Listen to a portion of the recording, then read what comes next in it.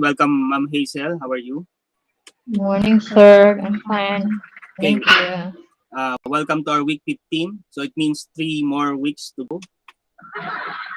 Okay, this is, by the way, for the purpose of broadcast, this is EDU115, Facilitating Learner-Centered Teaching, a course offered by LD Woosley Bethany Colleges in Makati City. We welcome everyone, including my student. Okay, welcome, Ma'am Nila. How are you? Good morning, sir. Morning. Good morning, classmates. Yeah, we'll just wait for others to come in before we start. Yes, sir. Hopefully, Hazel would earlier because she's the first presenter. Let me check our schedule for today. No?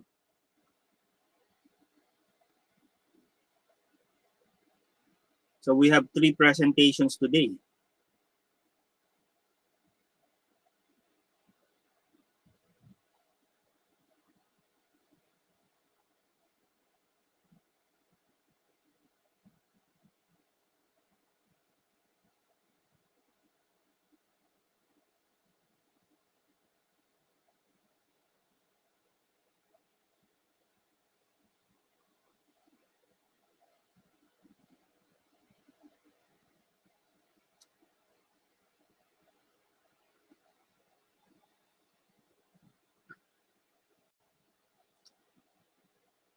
So Hazel would start at module 23.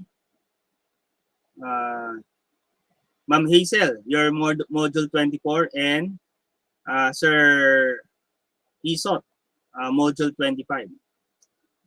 Okay, the conclusion Yes, I will deliver on week 17. I will deliver 26 on week 17. So if assuming that we will be done this week, we will continue on our item analysis. If we have time later, yes, we will do some item analysis of those previous review materials, and then we will go on until week 17, and then week 18 as a matter of ayan, welcome Hazel, how are you? Morning, sir. Okay, as a matter of reminder, week 18 would be a special day because it will be our semester end. Week 18, exactly May 21. Then I'll be inviting all of my LD Woosley students to come in also for our Saturday class. So that will be a culminating activity where I would give you a challenge, my challenge. So consider this as our chapel now on week 18. So I'm doing this every semester end. No, but it's an open invitation to other students who are not on this Saturday class. They will also come in and join us. And of course, so it's better to end the semester with God's word. So parang semester chapel siya, no? Hindi siya yung daily chapel na ginagawa ng LD to araw-araw, no? It's more on semester. Okay, welcome Joseph. How are you? Grace of God. Yeah, amen. All right, so sige, let's open the word of prayer. By the way, we're live on our YouTube channel for recording purposes, no? So we're live. Let's open the word of prayer. Father in heaven, we thank you for this day. Thank you for the opportunity where we could continue our presentations for the remaining modules for this semester. I pray, Lord, for your guidance, wisdom to our dear student as they present these topics with diligence, knowing that they have prepared for these presentations and applying some of their experiences with the principles and concepts that they could draw from each of the modules that had been assigned to them. We thank you, Lord, and continually guide us as we progress this day. Here in Christ's name, amen. Okay, thank you. Hazel, take it away. You're the first presenter.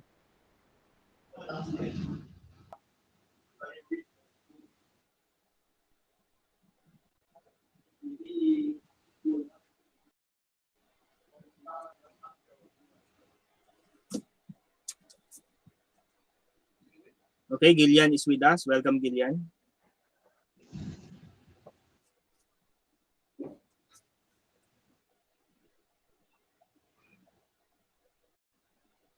Welcome, May. How are you?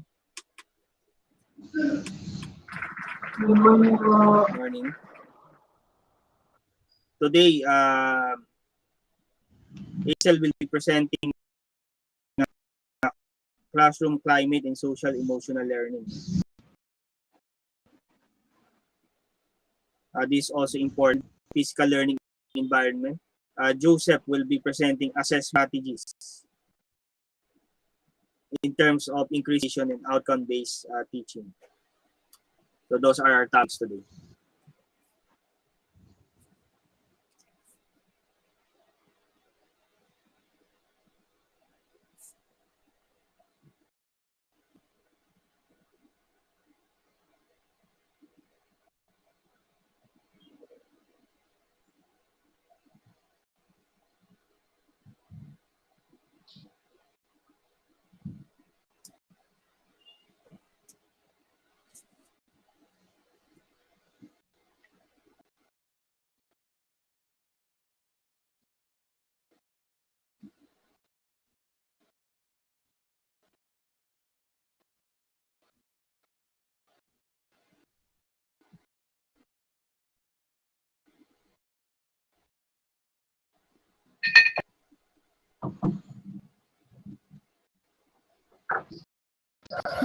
Wait lang po, sir. Sige, sige.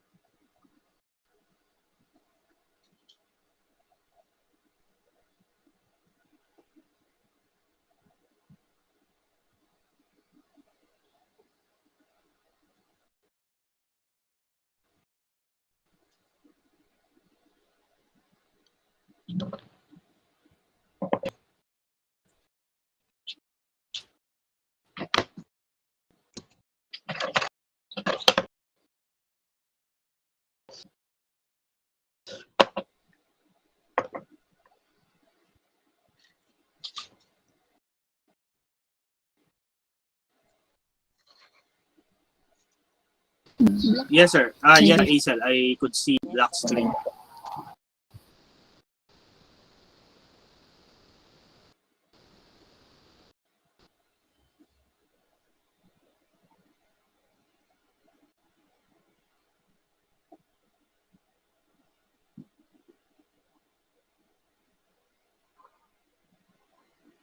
Hey guys, while waiting, kape-kape muna tayo.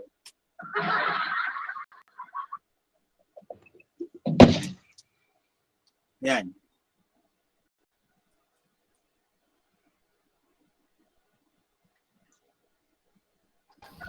Okay po. Good morning po. So, today po,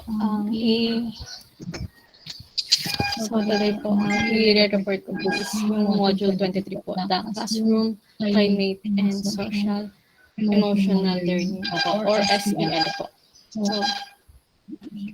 So for that po, before I go on with the intro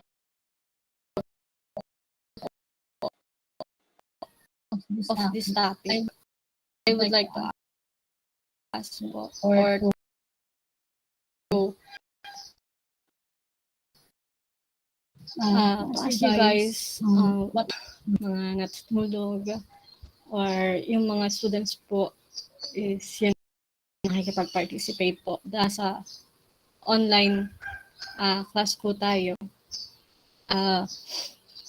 hindi po natin alam yung mga students po or nakakapag-focus po um, nakakapag-focus po sa lessons. So first po, ang topic po is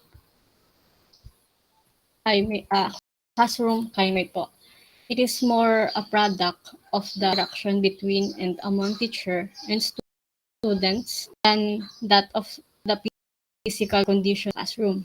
The physical condition of the classroom may exert an influence on the social interaction among the personalities in class, but it may not contribute as much as the classroom social interaction does. So learning starts from home, but it expanded po to classroom. And it is very important to build a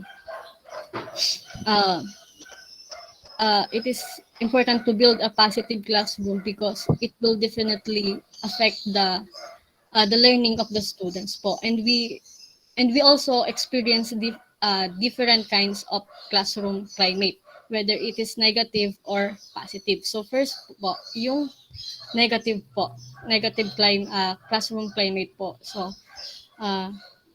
nakikita po natin sa pictures na to or sa picture na to na yung mga students hindi po siya na nakakapag-focus po. Because po yung negative classroom climate can feel hostile, chaotic, and out of control. So, dito rin po, nakikita po natin yung classroom parang sobrang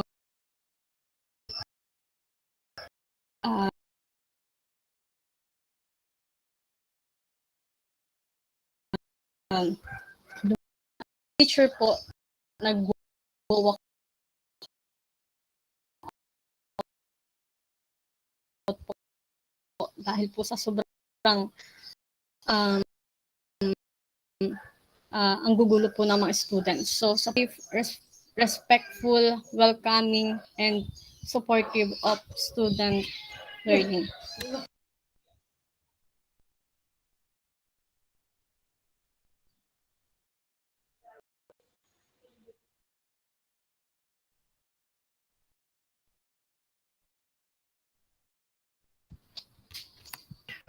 Ayun po, positive climate feels safe, respectful, welcoming, and supportive of student learning.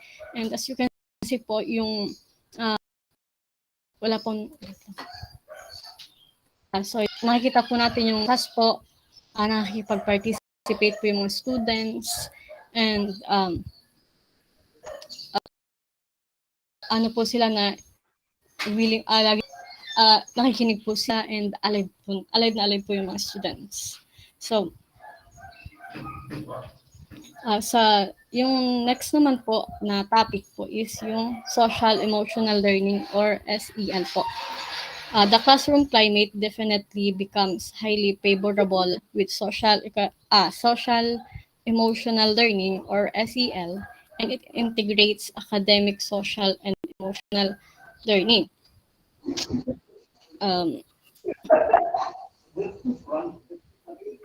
So, wait lang po. So, students' emotions are often sorry po. Hindi po pala. So, how can SEL implemented into school systems? SEL should guide curriculum choices, the classroom activities, yung mga binabasa po nilang textbooks kasi po yun po, teachers can utilize and design SEL assessment and they can teach direct practices, social emotional learning. They can even integrate SEL into their own lessons.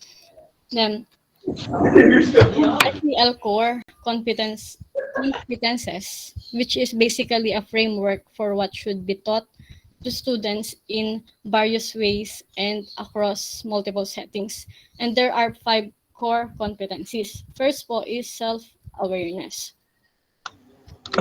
It is ability to identify your own's emotions, thoughts, and values while understanding how they influence your behavior. And next po is self-management po, to regulate your emotions and behaviors in different situations and to set and to work toward goals. Ito po yung mga skills. First po is executive function and self-regulation. Second po is stress management.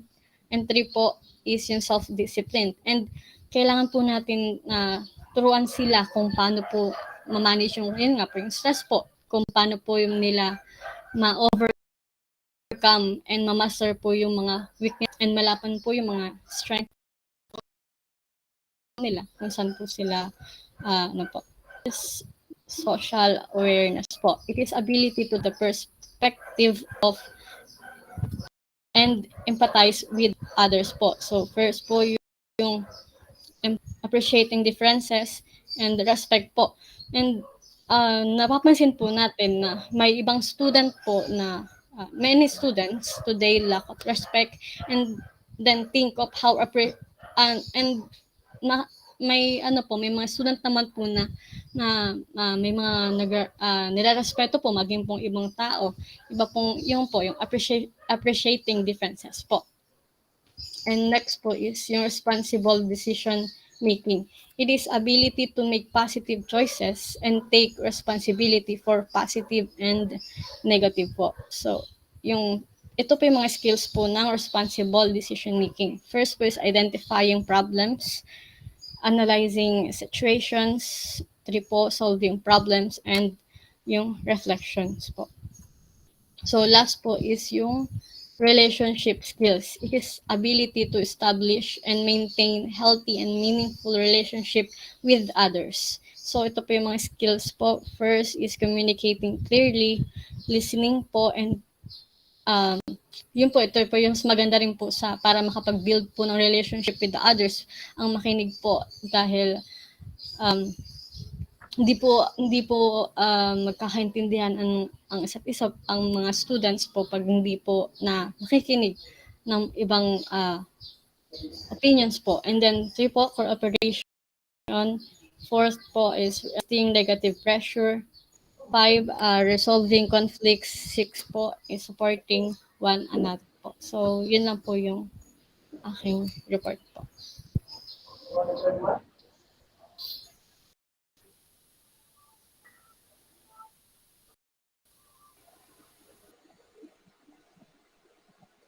Okay, thank you, Aisel. We have some clarifications from our audience. So, dalawa yun, no? So, yung climate. So, yung classroom climate and social emotional learning na tinatawag. No? So, do you have some clarification from the audience?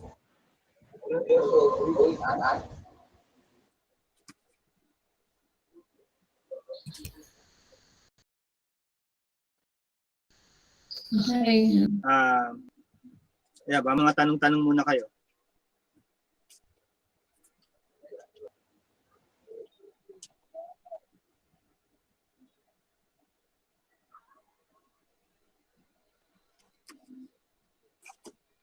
Oh, mukhang di pa nagkakape yung mga classmate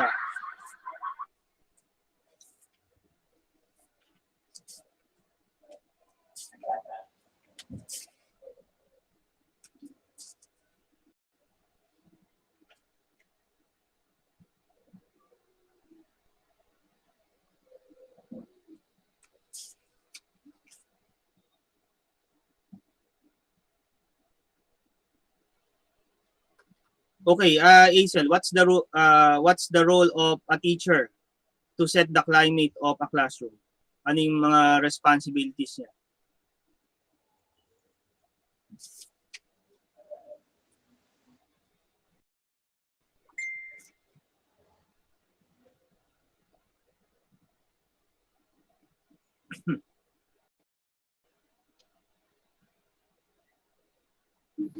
Yes po, sir. Medyo Okay, what are the responsibilities or what should the teacher do in setting the climate, the desired climate in a classroom?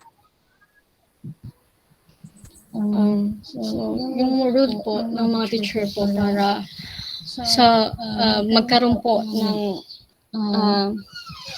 para magkaroon po ng tawag dito. So you mentioned there negative and positive climate, no, on the illustration. So of course it's as a classroom manager, you're responsible for setting the climate. Or So, the ayun nga students are the students themselves setting the climate or the teacher? Yes po, sir. Sino ba nagsiset ng climate, yung estudyante o yung teacher? Yung teacher po. Okay, ano yung role, ano yung ginagawa ng teacher para ma-set yung Ayun nga po, di ba yung classroom climate po na refers to the prevailing mood, attitudes, standards, and tone that your students feel when they are in your classroom po. So, yung i-encourage po sila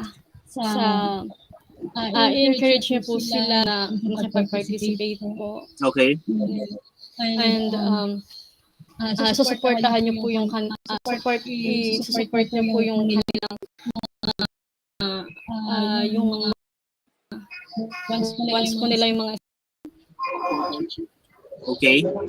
First day of the class, what will you do? yun po i-greet niyo po sila and then like kamustahin po sila para po mas ano bang tawag doon? Para po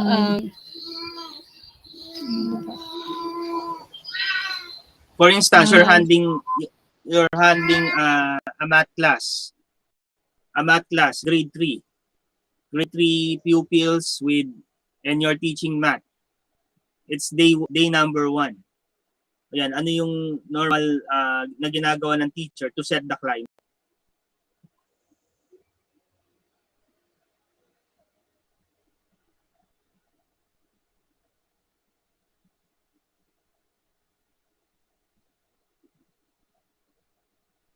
So dapat maliwanag 'yon kasi kasi kung di mo gagawin 'yan, definitely if you will not set the climate, the intended climate, the students will. Katulad ng illustration mo, yung iba naglalaro lang, no, ganon. Nagko-computer habang nagle-lecture yung teacher o kaya kung ano-anong ginagawa, hindi nakaharap sa teacher. So ano kaya yung lacking dun sa mga pictures na yun na nandun sa slides mo? Bakit ganun yung mga estudyante?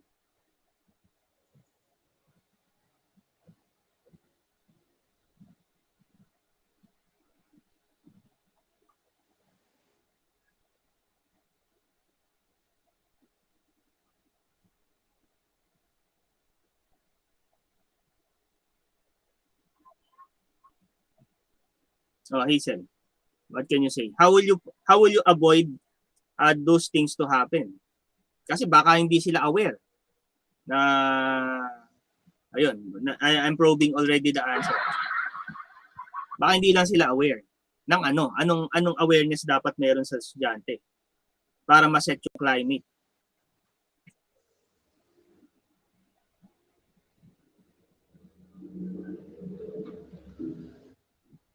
And ultimately that would be relative to their social emotional learning. So magka-connect yan eh. Yung sinasabi mo dito na yung 5 components or competencies. But before this happens, ano yung mga practical ways na ginagawa ng isang teacher on a day 1?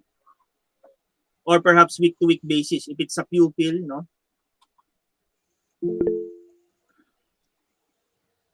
Ayan, there are some answers here. Okay, Hazel?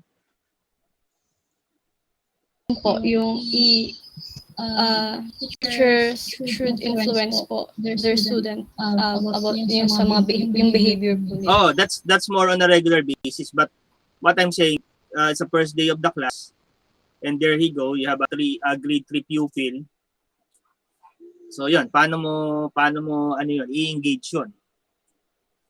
Ano yung kailangan nilang malaman para para hindi mangyari yung nakita slide kanina. Na 'di ba, ang gugulo nila o kaya walang attention doon sa teacher, no? How will you address that?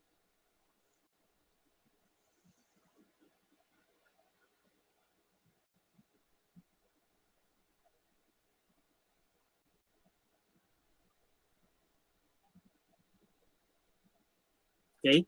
So meron ditong sinagot si May dito. Teka. Yun lang, nagulo yung mouse ko. Dali. Nasaan na ba yung mouse ko? Makita. Alright, so May says here, establishing rapport and rules. So yeah, I think this is practical way. You establish the rules, the house rules. First, the house rules. And it needs to be for the students to be reminded in a weekly basis do so. Or perhaps for pupils, you remind them every day. Di ba? Tama ba mga LM ano dito? Kasi ang mga bata, maikli pa yung attention span, makakalimutin yan. Oh, bring your rags, bring your cleaning tools, o kung everyday cleaning yan, o bring your kasi nakakalimutan nila yan. Kaya minsan pinipaste pa sa notebook yan eh. Oh, ito yung dadalhin nyo ha. Oh. But of course, initially, we should establish the house rules. Yan. So, mas prominent yan sa sa LM. Ayan. Tama, si Ma'am Nila. Discuss classroom rules and procedures. They may have this anticipation. No, the students, ganito palang rules ni Ma'am. It will set an atmosphere or a climate, a general climate, establishing this. Pag alam na nila yung house rules na yan, that will be their basis on their engagement, learning engagement. Kasi kung wala yon, bahala na sila, di ba? They were the one that would establish house rule themselves.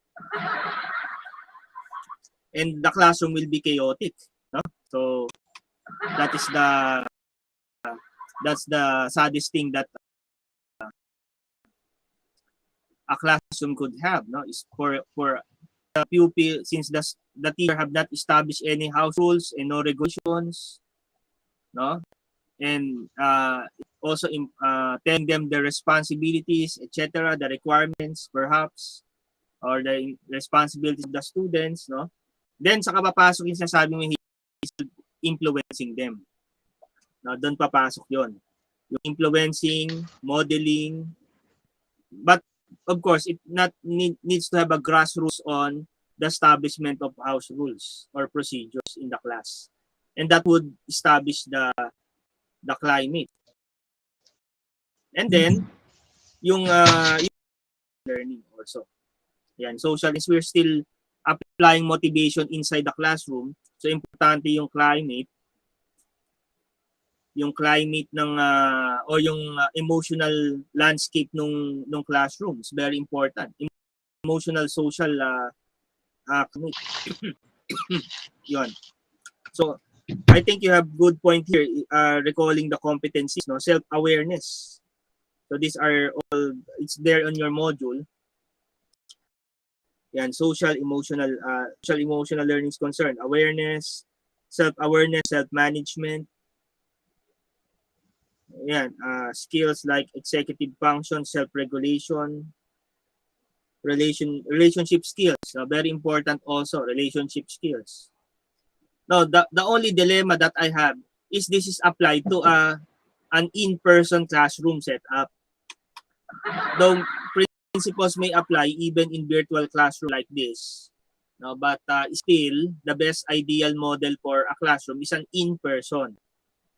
No, an in-person classroom. No, hindi kasi ang face-to-face pwedeng virtual tama? Face-to-face pwedeng virtual 'yon. Kasi kung nag-Zoom kayong pareho, face-to-face kayo. 'Yun nga lang virtual. No, pero yung siguro ang more specific person, in-person face-to-face classroom.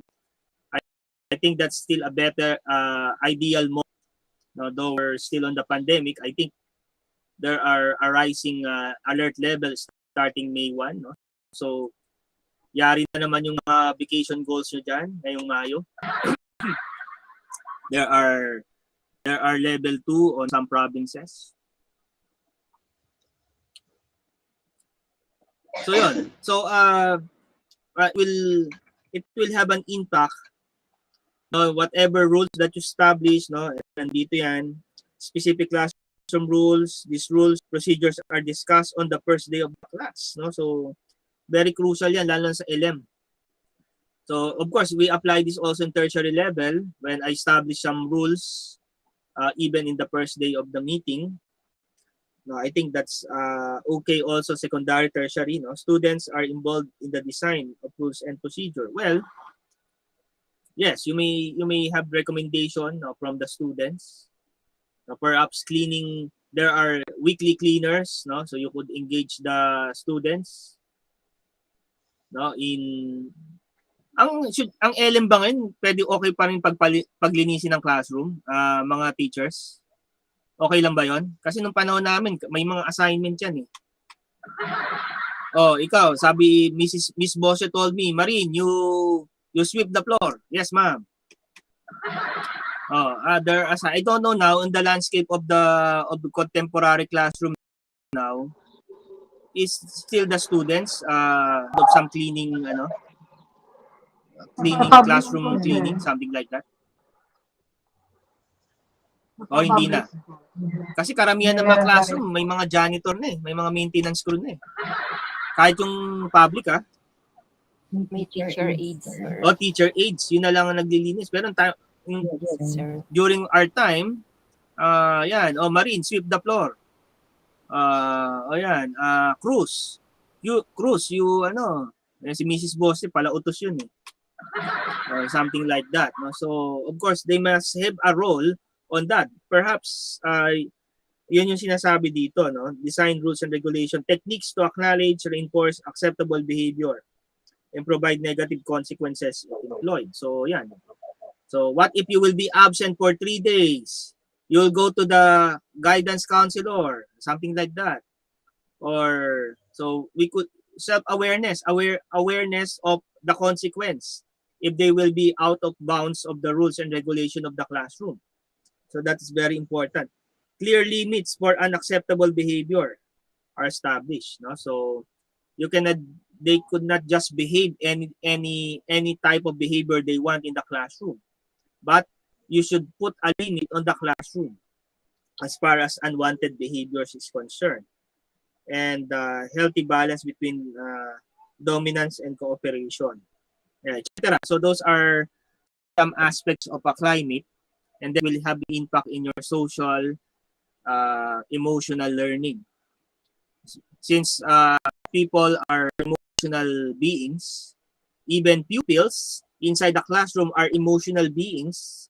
So therefore, they must learn to cooperate, learn to participate, learn to have connection one to another, most especially the teacher and the classmates. No? So providing these 5 principles lectured by ASEP. Okay, other thoughts before I award the certificate?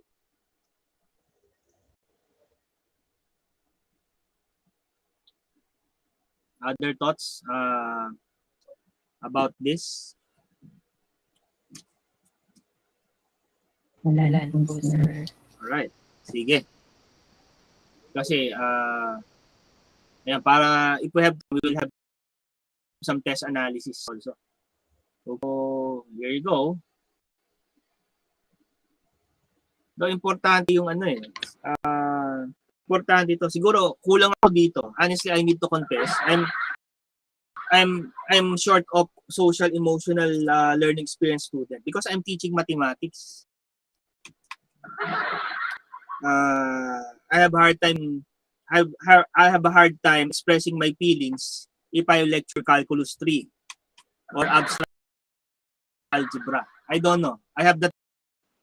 Ayan, what do you think, Gillian and Acel, my math students here, no? So we have a hard time putting our emotions into our lecture, connecting to the students while you are lecturing calculus or abstract algebra or modern geometry, no? So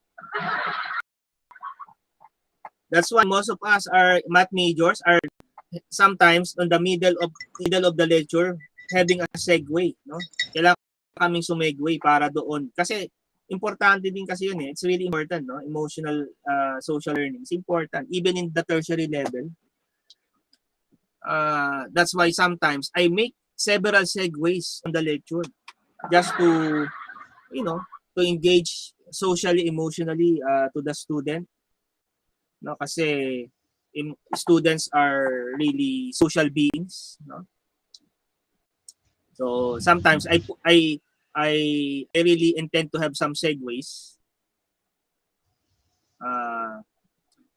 on my lectures, no? Okay. So yan, it's really hard. But if you're teaching social science, history, wow. So ano doon? By all means, no, you connect to them on in terms of their, though these are universal principles, no, self-management, relational skill, social awareness, responsible decision making, self-awareness, social, these are universal principles applied in the classroom, whether I'm teaching math or teaching English or other courses, no, but more on the responsibility of a classroom manager with the cooperation of the students, to establish these principles, core competencies, no, that we need. This is based on the collaborative for social emotional learning. Okay, so that's my thought. So, but as math major, I there are balance from time to time. Perhaps sometimes when Gillian is bombarded with the calculus problems, sometimes I have a segue. I have a way to segue, and perhaps go to some in the classroom and then going back into the problem, calculus problem. So in that way, so that becomes of the exactness of math, the exactness of mathematics, and also being socially connected to the students. So yeah, so that's the challenge I have experienced, even not only on the online but also in teaching engineering students and math majors before. So during my university days, that had been a challenge as well. Okay, so that's my take on the course. Again, let me give this certificate of appreciation to Acel, IB. Acel, hindi ka masyadong nagmamadali, ah. That's my observation. Nung nakaraan kasi medyo parang hinihingal ka, pero ngayon medyo kalmado ka ng konti. So I would appreciate that, no? Yeah. So medyo next time uli, pag naging estudyante kita, medyo relax pa ng konti. Acel, relax pa ng konti. Huwag kang kabahan kasi okay lang yan. Virtual nga tayo. Kabahan ka pag nasa in-person classroom na tayo. Sobrahan lang po sa kape. Oo, pag in-person na, malapit na yan. Baka next sem, sige, siguro. I don't know if I still would handle the class, the CTP class. No? I'm not so sure of that. But nevertheless. Yung math na lang po. Oh, sa math pala. No? Yan, marami pa tayong mathematics. Hindi, anyway, hindi naman kita pagre-reportin sa math. Walang problema sa mathematics. Pagpe-present. So I never, for me, it's foolishness for a math professor to allow his student to report on the content of mathematics. That's foolishness for Yung me. sa octave po, sir. Yung sa Sa octave po. Ano octave? Yung octave. Hindi. Report po natin. Yung octave, practical tayo dun eh. Practical yun. Yung sa solving, yung problem solving natin. Hindi, we will do some exercises. Reporting is never my option, or presentation is never my option for content courses. But for professional courses, yes. Kasi malawak to eh, general eh. For math, it needs other activities such as practical octave, computational, conceptual skill, no? But not reporting. Okay wag math major Gillian, Hazel, sino ba bang math major dito? Huwag kayong magpapa-report pag tuturo ang calculus saka abstract algebra.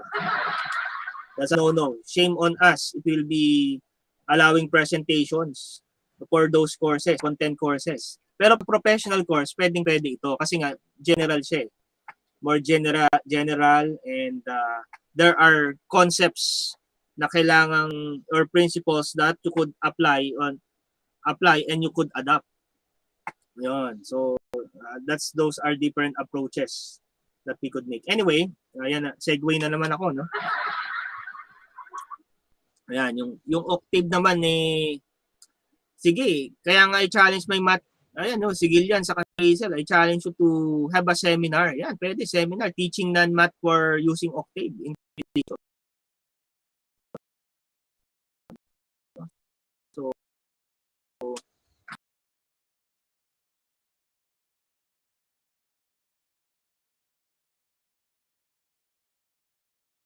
So, pwede on classroom processes with a special topic on classroom climate and social emotional learning. Yan. Given this 30th day of April 2022, the last day of the month. Tomorrow we have a new month. All right? So we praise the Lord for that via stream, Google Meet, and YouTube live stream. Okay, congratulations, Hazel. Please accept this. By the way, all of your certificates, both the certificate of appreciation and participation as audience, I will deliver to your email on semester end. Okay, so that's my promise. So yeah, congratulations. Now we will be moving to next topic. Ma'am Hazel, are you ready? For module Yes, 24. sir. I'm ready. Sige, madam. So we'll just wait here. Okay. So good morning, everyone. It's my joy again to share a topic to you. And the one assigned to me is the physical learning environment. Okay, so Ma'am Lila will be helping me for the slides. Thank you so much, ma'am. Okay. Okay, let's wait for Ma'am Lila po.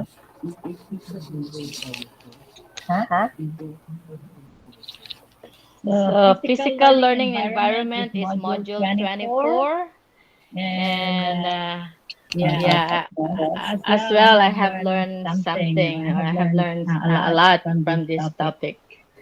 Okay, so let's wait for the slide. Okay, there's my beautiful slide. Nawala. Nawala ulit, ma'am. Ayan. Nawawala. Nawawala siya, ma'am. There you go. Okay, can everybody see the slide? Can you guys see the slide? Yes, ma'am, we could see the Yes, slide. ma'am. Okay, great. Okay, so before I go further on this topic, we will first gonna define some words, okay? So the first one, okay, can you put in slide 2, ma'am? Slide, okay. Slide. Okay. So what does learning environment mean? Okay. What does learning environment mean? Oh, namali pa yung slide ko. What does learning environment mean? Sorry for. Okay. So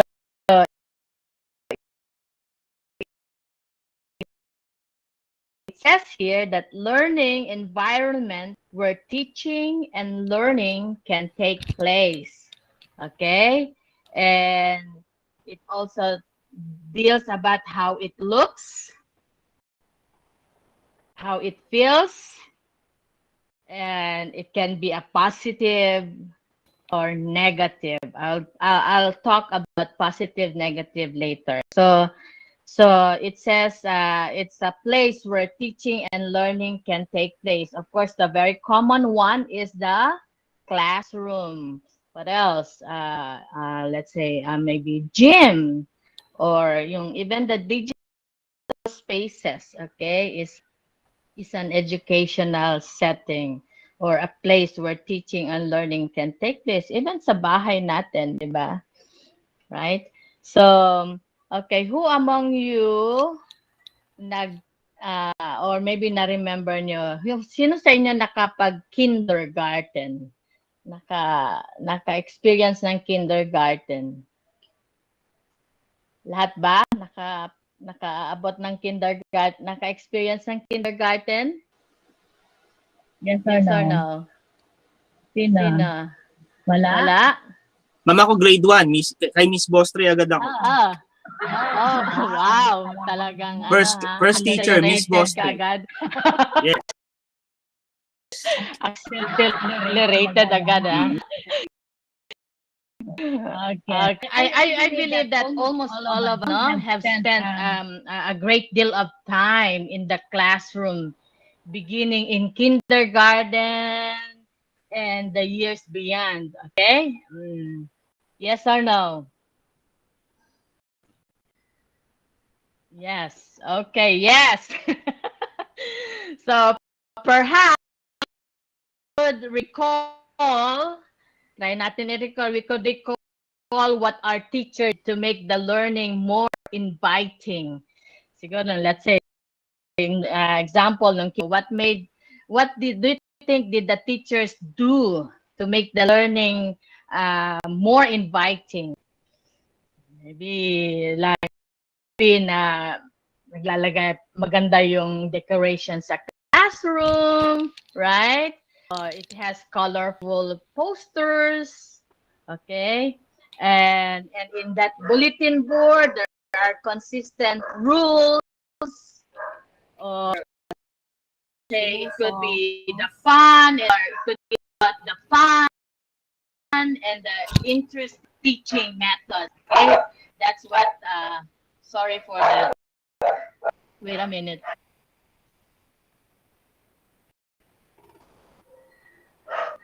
Okay, so those are the examples of a teacher who paid close attention to the learning environment, or the physical, or maybe psychological and instructional atmosphere. Okay, now when you say positive learning environment, it allows students to feel comfortable and confident as learners, no? I remember, especially sa kindergarten, if he or she is comfortable and confident, he or she feels excited to go to school every day, and he or she is confident to raise his hand, participate, or even to come to the teacher and to seek help, because there are some kids who are scared of their teachers, no? Or positive learning environment could be a high achievements levels, or maybe what else? Good social skills, or even a student that motivates to practice higher level of critical thinking, and that's a kind of positive environment. Now, when you say negative naman, of course, the opposite, it affects the student's learning. Okay, example, low student achievement, siguro palaging bagsak, or bihira lang pumasok. Poor behavior is an example of negative learning environment. Anxiety or depression. Okay, so who was that? So let's be aware that a positive learning environment has a large impact, okay, how a student approach their education. Okay, so we have defined learning environment as the educational things where teaching learns. Now, in the next slide, what does physical environment mean? Okay, so it is defined as the integrity, comfort, and functionality of buildings, furnitures, outdoor areas, and etc. So in class, it refers to the way a classroom is set up, right from the accessibility and visibility that it offers to the distractibility that it can avoid. Okay? So, di ba, when we deal about children, it is important to create a safe physical environment, right? Safe schools, child care centers, safe playgrounds, what else? Safe swimming pools and other stuff. So kung titingnan natin, children spend the majority, just a guess, I guess 86%, okay, of their time at home. And we as parents do see to it that they are in a safe physical environment. So in a school naman, di ba, children spend about, I don't know, in here in the Philippines, about 6 hours a day, probably at school. Okay, correct me if I'm wrong.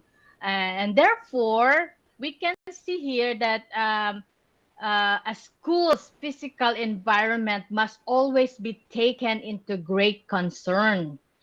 And this can be done by making sure that the school administration and teachers addresses the high need of physical safety.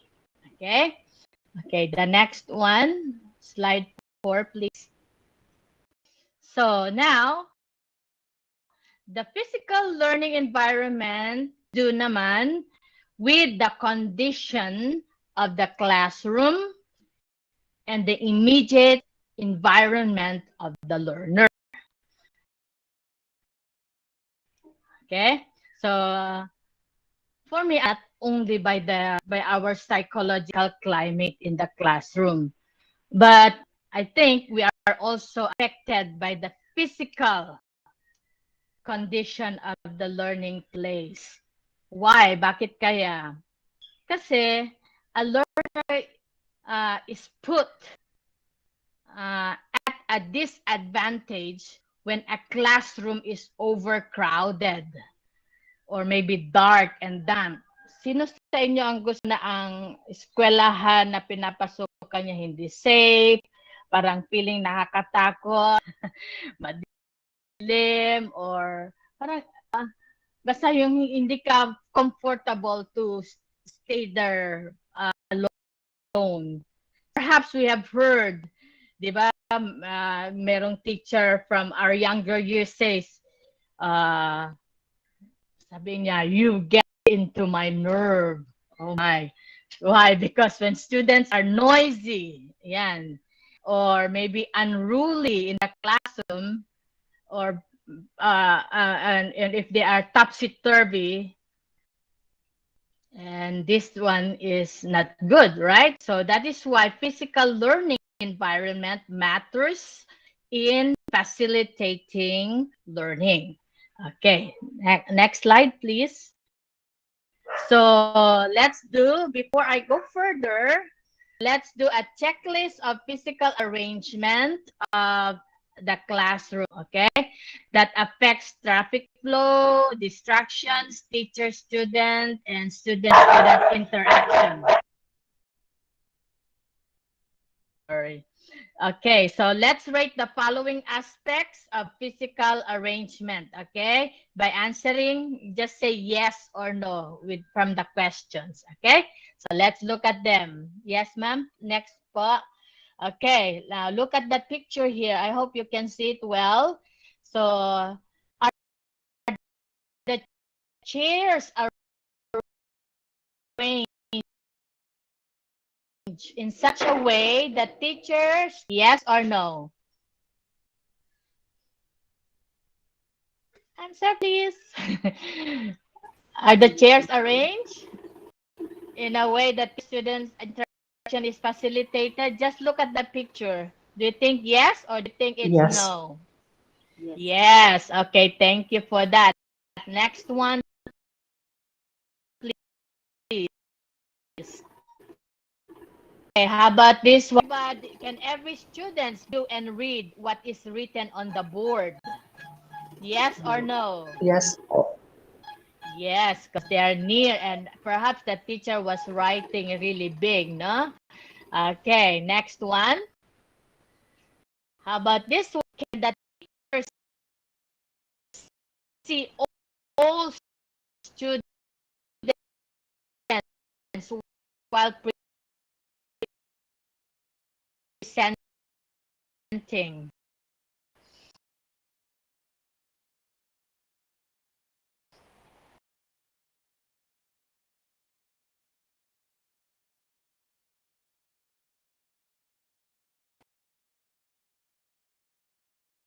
Yes or no? I think that it so. Yes, ma'am. Right? They have their It's own well corners, organized. okay?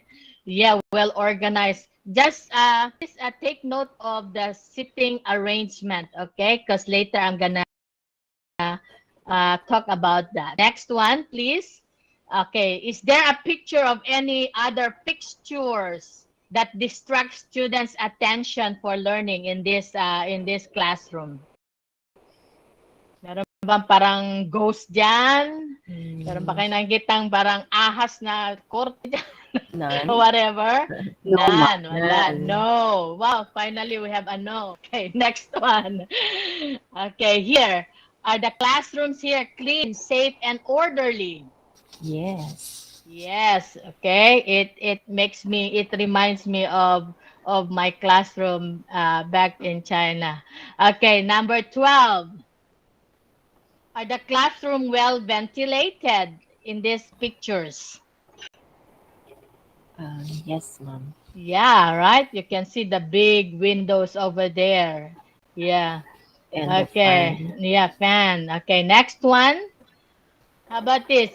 How about here? Is the classroom wide enough to allow students movement and activities? I think no. No? Um, Okay, maybe, yeah, no. it's a little Yeah, a little smaller. small, right? Yeah, but maybe for them, it's good they are still small, right? But yeah, yes na may pagka no. Okay, good. Next one. For me. Okay, same pa rin. Is the Yes. classroom, next one. Is there a noise? Is it academic noise indicates students' engagement in learning? Ingay. Mm, Meron ba? I think none. It's None? more of the Okay. discussion of the Yeah, topic. discuss. Yes. Okay, next one. Okay, ito naman. Is the classroom attractive to enhance learning? What do you think? Uh, Yes or no? uh, it's arranged well, so it's in order. So yes. Yeah, yes, yes. Is the seat arrangement flexible in here? Yes. Yes, Yes, it ma'am. is. Yes, okay. So, right, thank you. Okay, thank you for participating. Okay, so from the pictures that we have seen, is there any of the classroom that needs improvement? Do you think meron o wala? Wala naman siguro, no? Lahat perfect, I guess. Maganda, colorful, very enticing in the eyes of the learners, right? Yes, ma'am. Okay, right. Okay, so let's go to what a conducive learning environment is. Okay, so number one, can you go back, ma'am, sa first? Okay, a conducive learning environment is one that allows maximum interaction between teacher and the student and among students. Okay, because as teachers, I think we believe we believe interaction is needed in the classroom activity. Okay? Why? Bakit kaya? Because, di ba, it helps the teaching and the learning process run smoothly. Okay? If there's interaction, kasi kung wala namang interaction, di ba, boring. And then it can increase learners' communication. In fact, di ba, this is one of the 21st century skill, the communication, di ba? So by interacting with other learners and the teachers, learners will increase their language skills and social skills na rin, because they can have that confidence to go to a new friend or an old friend. Okay, therefore it is important, role ng isang guro to make the teaching and learning process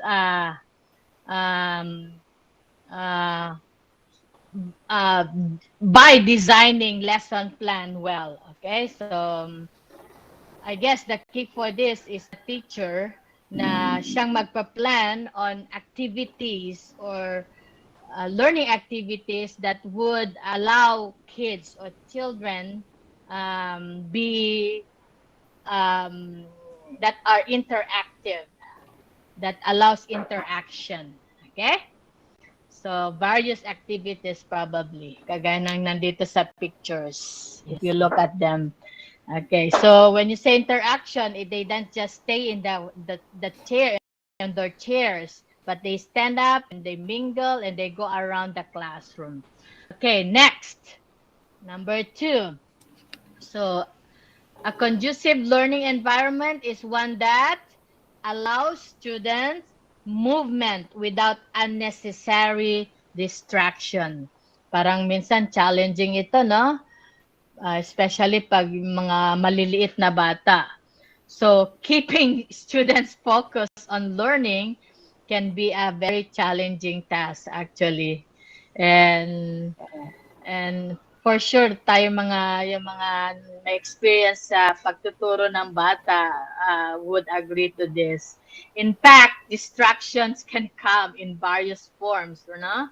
And Yes. and they can deter students from paying attention to important lessons. Example nitong mga unnecessary distractions in the classroom, kaya yon, pwede yung lateness sa mga elementary, of course. Pwede rin sa mga younger kids, mga preschoolers, but usually sa pag elementary or higher level, yeah. So, ito isa to sa mga unnecessary distraction, lateness. Okay? The teachers are expected that students are on time for a reason, and I think it should be. But when a student is late, ang nangyayari, he or she distracts and disturbs everyone, right, in the classroom. And because of that, ano mangyayari sa guro? He or she can lose his train of thoughts of yung mga malilimutan nyo na, saan nga ba ako? Saan nga ba ako huminto? Ano nga ba yung pinag-usapan natin? Ganon. And mangyayari sa mga students, magiging, kasi mga marites, okay, na-late ang ano, bakit kayo siya na-late? Ano kayo nangyari sa kanya? Ba't ngayon ka lang? Ba't ngayon ka lang? So, other students will be too busy observing the latecomer, no? Fumble with his or her belongings. Ano kaya, yun lang yung inasikaso niya yung mga gamit niya. It already gives distraction. Another distraction is maybe talking. Okay, talking, which is very common. Ako, hindi yan maiwasan. So, when a student talk to another during lecture or class time, o tayo na mga hindi tayo nakikita sa sa camera, but we are doing something, talking to our friends or our family. So when a student talk to another during lecture or class time, what happens? Okay. So in return, he will also distract other students around him, diba? It can be a distracting chain, it's a chain reaction effect. Paano kaya ito? Kasi when one student misses information or instruction from the teacher, mangyayari, he will start asking his or her neighbor what was the cause. Okay? O ano yung nga uli yung sinabi ni Guro? And then, the more talking ang mangyayari and the more it will become confusing. Right? So, that's one example of unnecessary distraction. And another one is technology. It can miss whole lesson. So if the students have their cell phones with them, iPads. there is a tendency that try to text each other. Siguro yung, ay, nasaan ka na? O lunch tayo, ganito. During class time. Okay, maybe they are web surfing or so using social media. O baka kahit yung pagkukulang nila, ginagawa nilang TikTok, no? So therefore, teachers should make sure that all cell phones are turned off. Usually, this is a rule na ginagawa dapat na isang eskwelahan. In fact, in the school, it should be that students doesn't know the Wi-Fi code. Na? In my school, especially the middle school, high schoolers, once they get in the classroom, they surrender their cell phones to the teacher, and then it will be given back after the class. Okay, so that's one distraction, technology. And then number 4, ito lang naisip ko lang to, eating or gum chewing. Correct. So, yeah, it is a rule, di ba? Rule naman sa classroom na while during class time, no eating. During class time. Of course, syempre, di ba, yung smell ng food can cause, pag namoy nila yung strawberry flavor ng gum, they cause students to pay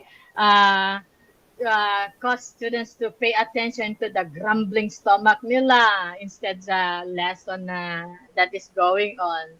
So or other students also, they smack their lips, okay, or they snap their gums, which is very improper. So these are just some of the examples of unnecessary distractions, okay? And therefore, as a teacher, we must know what is distracting your students before you present a solution to fix the solution. And siguro awareness, okay? That's why, di ba, yung kagayang sabi ni Sir Marin, at the beginning of the school year, we, like sa preschool, every day yan, we repeat and repeat and repeat the rules and regulations, yung mga dapat nilang gawin every day, ganun, no? So, yeah, that's something that we have to be reminded of. And then next one, okay, next po. So a conducive learning environment is one that is allow teachers to survey the whole class. Okay, so when you say, this means that this is done by classroom assessment, I guess. Okay, a formative evaluation. Okay, this is used by teacher to determine how much and how well students are learning. On the other hand naman, students surveys give teachers and admin important information about siguro which part of the course or yung program is working and which ones aren't not. Okay? So okay, next one. here, a conducive learning environment is one that is safe, clean, and orderly.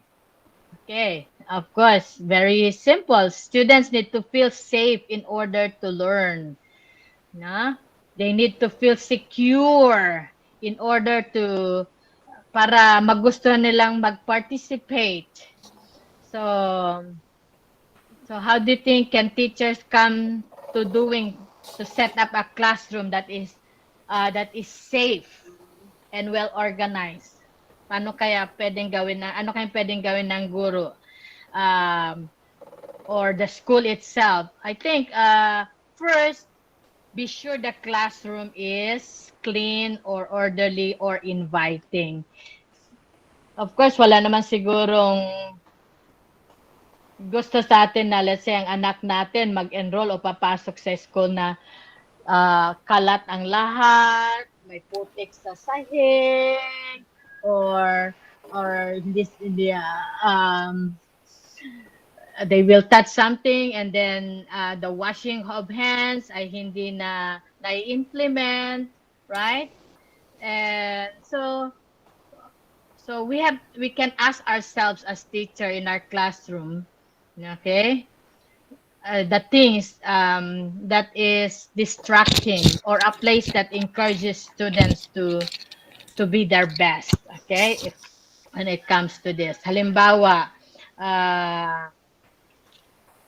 if there are papers on the floor, ano bang dapat gawin, or little things on the desk. Okay, so these are some stuff that are distracting actually. So another way is we can arrange your classroom so that you have all the resources you need. So, or safe, clean, orderly by arranging the classroom. Example, all books in one area, or yung mga math, I forgot the word, maths, yung ginagamit sa math, calculators, rulers, everything for math in one area. Okay, and other materials just right where you can find them. Okay, or easy to reach for the kids. So that's how can we keep a conducive learning environment orderly, safe, and clean. Okay, so that so in here we never have to stop teaching. Okay, this stuff. Okay, how to be orderly. And another thing is to organize the physical space of the classroom for movement and interaction. So let's make it easy for the students to pull their desks together for special activities, or easy for us to work around, especially for teacher as he or she facilitates, no?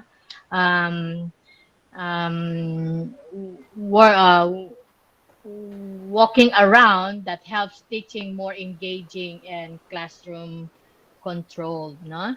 And another way of making it safe is the habit to respond with respect, I guess. And this is done by modeling. We teachers model respect to our students and respect for one another, and for sure the kids will see that, and they too will do the same thing sa kanilang mga classmates or to their friends. So it is important to think. So it's also important to think about environment of the school beyond the classroom. Okay. So when you stand in the hallway or cafeteria, what do you see? Okay. Why some school feel like, kasi di ba may ibang schools para silang mga prisons. Why? Because students are not allowed to talk. Okay? Other schools naman are out of control. Wow, talagang chaos. So let us remember that both extremes are likely to take something always from the learning experience. Okay? Therefore, wala pa ma'am. Therefore, teacher and admin school should work together, encourage positive interaction among students. Kasi if gusto natin our students to be interactive and engaging the school, what happened at the school after they learn? What happens at school after they learn your class matters? Talagang mariretain yun ay ni-apply nila. So, let's be conscious of the environment in our school and classroom. Okay? So, para we can create a safety, clean, orderly, and respectful learning environment. Okay, last one. Next one, please. A conducive learning environment is one that is well ventilated, spacious, adequately lighted, and makes possible rearrangement of chairs as the need arises. Okay, so let's go to the next slide. So I'll go over this one by one, okay? When you say well ventilated, spacious, and adequate lighted, is this classroom describes, ito bang ang description ng klaseng ng classroom na masasabi natin? Is it well ventilated, spacious, and lighted? I think so. So effective ventilation means there is a constant air changes within the perimeter of the classroom. Siguro ayaw naman natin na pumasok tayo sa isang classroom na amoy bathroom or amoy yung amoy pawis, 'di ba? Especially after the kids play, they go back to the amoy pawis sila. So there should be a constant ventilation, no? There should be a constant streams of fresh air circulating and populated para yung mga polluted stale air will be extracted sa room. Okay? So why is this important? Because poor indoor quality is linked to many health conditions. Diba? If it's not well, lalo na pag yung, let's say, may estudyante ka na ubo ng ubo, if it's not well ventilated, so yung virus umiikot lang sa classroom and it can link to health conditions ng mga bata, magkakasakit. So, it helps a lot whenever teaching learning takes place in a setting where both learners and teachers are comfortable. Because there is enough air in the classroom. So, comfortable means there's enough air in the classroom. Hindi naman kailangan na air condition yung classroom mo, no? But at least, yung may sufficient, siguro may fans to make the room cool. And of course, you can open the window and enjoy the natural air as the source of ventilation. Okay? So, okay, next one.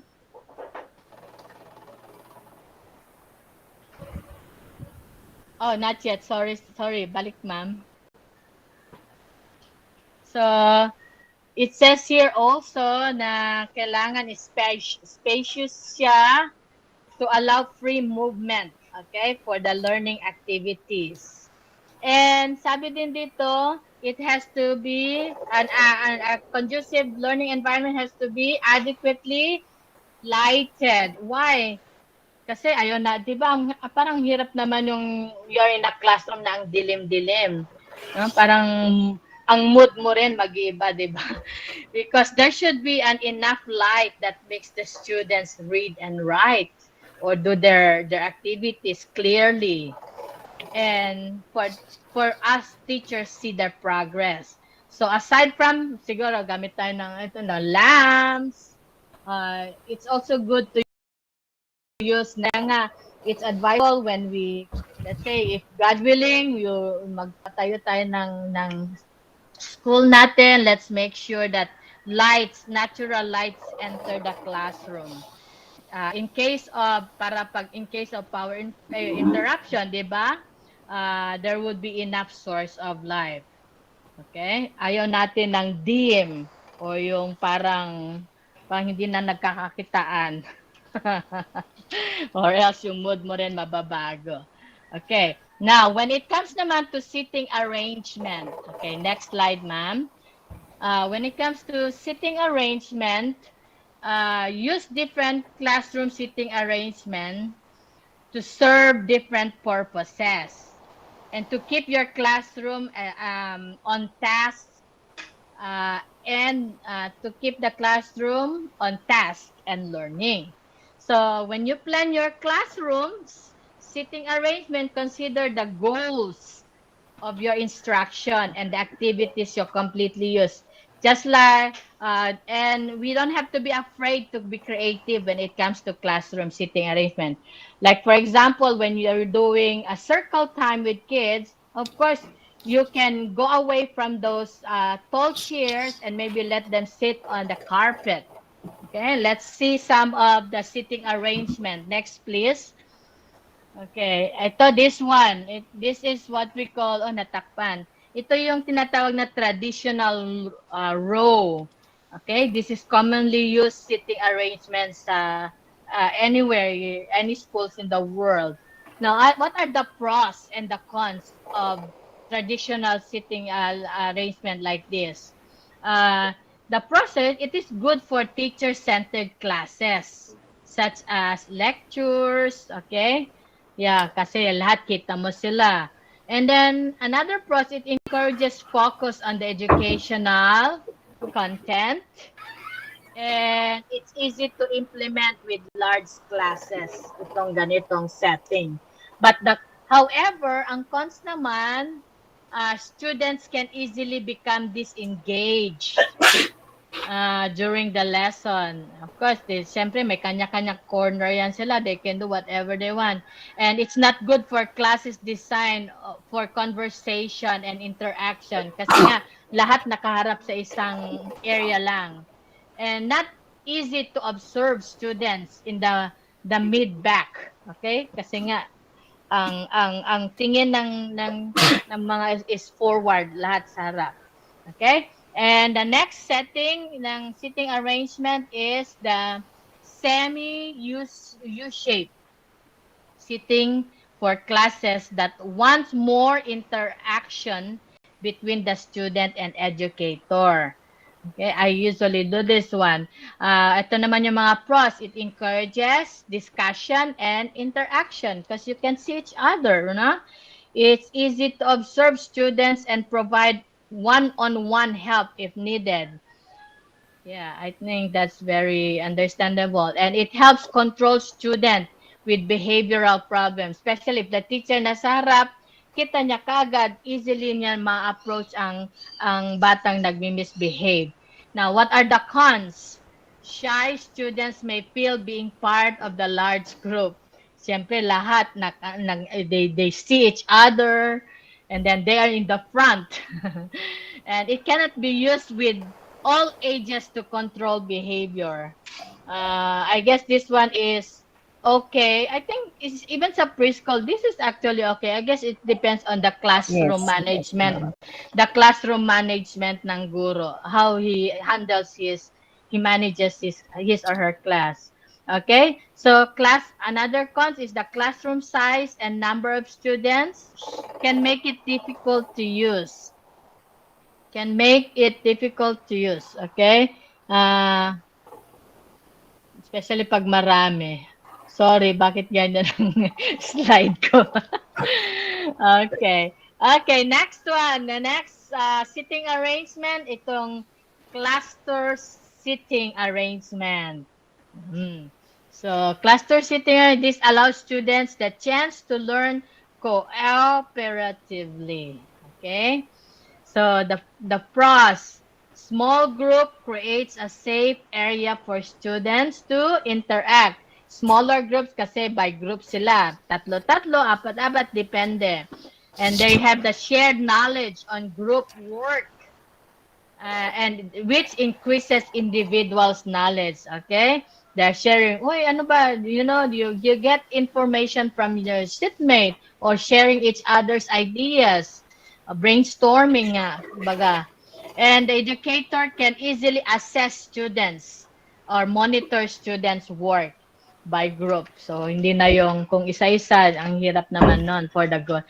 But what are the cons of this kind of sitting area? Some students may only copy work and not engaging in learning. Kasi syempre, magkakatabi na talagang harapan na yan.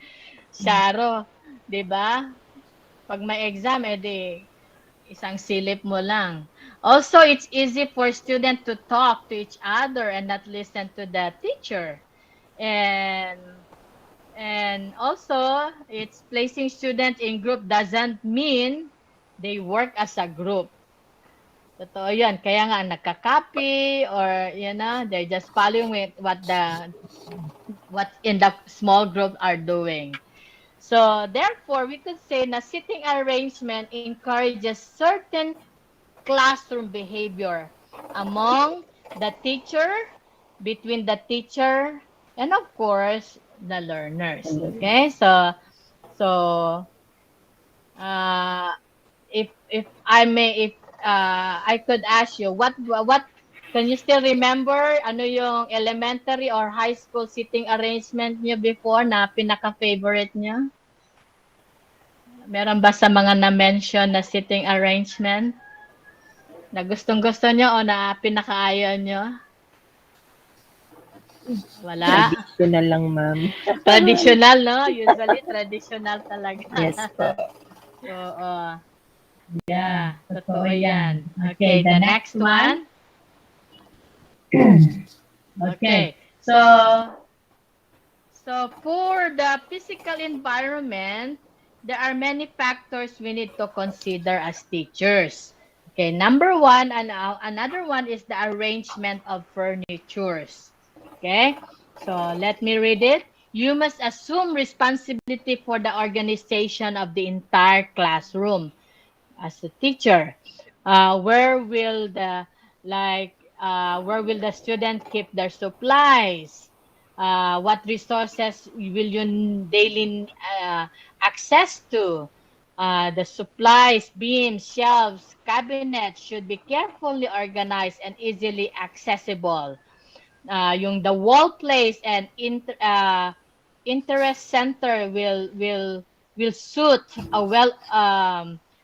a well-organized and efficient classroom and will optimize students' learning potential. Usually, ginagawa to, especially at the beginning of the school year, the teacher will think ahead of time, paano niya i-decorate, ayusin yung mga furnitures na provided for the school. And I myself love doing this, you know, every beginning of the semester, and I have the power to, you know, organize my classroom. I love doing this actually. Okay, so therefore we need to find creative ways for teachers to explore and learn in their environment. Okay, next one. Wall space. Wall space should be pleasing to the eye, with special attention to students' morale and learning. Nabanggit ko lang tong, yun, di ba, sa preschoolers, sorry, I always talk about preschool kasi it's more of my experience siguro. Sa preschoolers, you know, among the colors that is a no-no for decoration is black. Correct me if I'm wrong.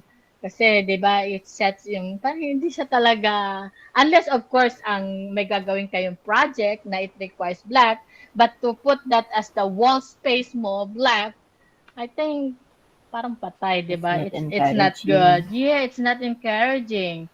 As I mentioned, physical classroom, no? So one way of accomplishing wall space is is an organized display of students' work or displaying student work, not just kasi hindi lang ito nakaboost ng moral nila, but it also foster ownership ba of the classroom. Okay? Right? Okay, next is the bulletin board. Next, ma'am. I think I'm almost finished. Yeah, that's the last slide. Yes, the bulletin board naman. So here it makes the room looks neat and attractive, especially if we use different colors, and are the source of learning by highlighting key facts or allowing students interaction. Like yung ano yung mga ilo-learn nyo this week, or ano yung mga topics na na-learn nyo na week, you can make a bulletin board, a display of that, and then the kids will just somehow once in a while go visit that place, and then oh yeah, ito yung learn natin. Oh, I think now I remember again what we have learned. So interactive bulletin boards are bulletin boards that allow students to participate in the activity. Why? Because they will make what they will put on the board, and it reinforces the class objectives. So bulletin boards can also be electronics, which can easily be set up for any subject area, no? Nako, lalo na sa mga magagaling when it comes to technology, no? So let's establish ground rules to ensure that the use of bulletin is effective, especially actually to every level, age levels ng mga students.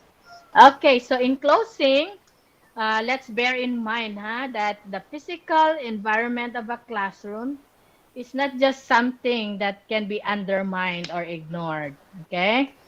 Given the fact that a classroom is not all about, hindi lang ito about books, o yung lessons, o yung mga classworks, things like the color of the walls, the arrangement of furnitures, decorations on the wall, and more, no?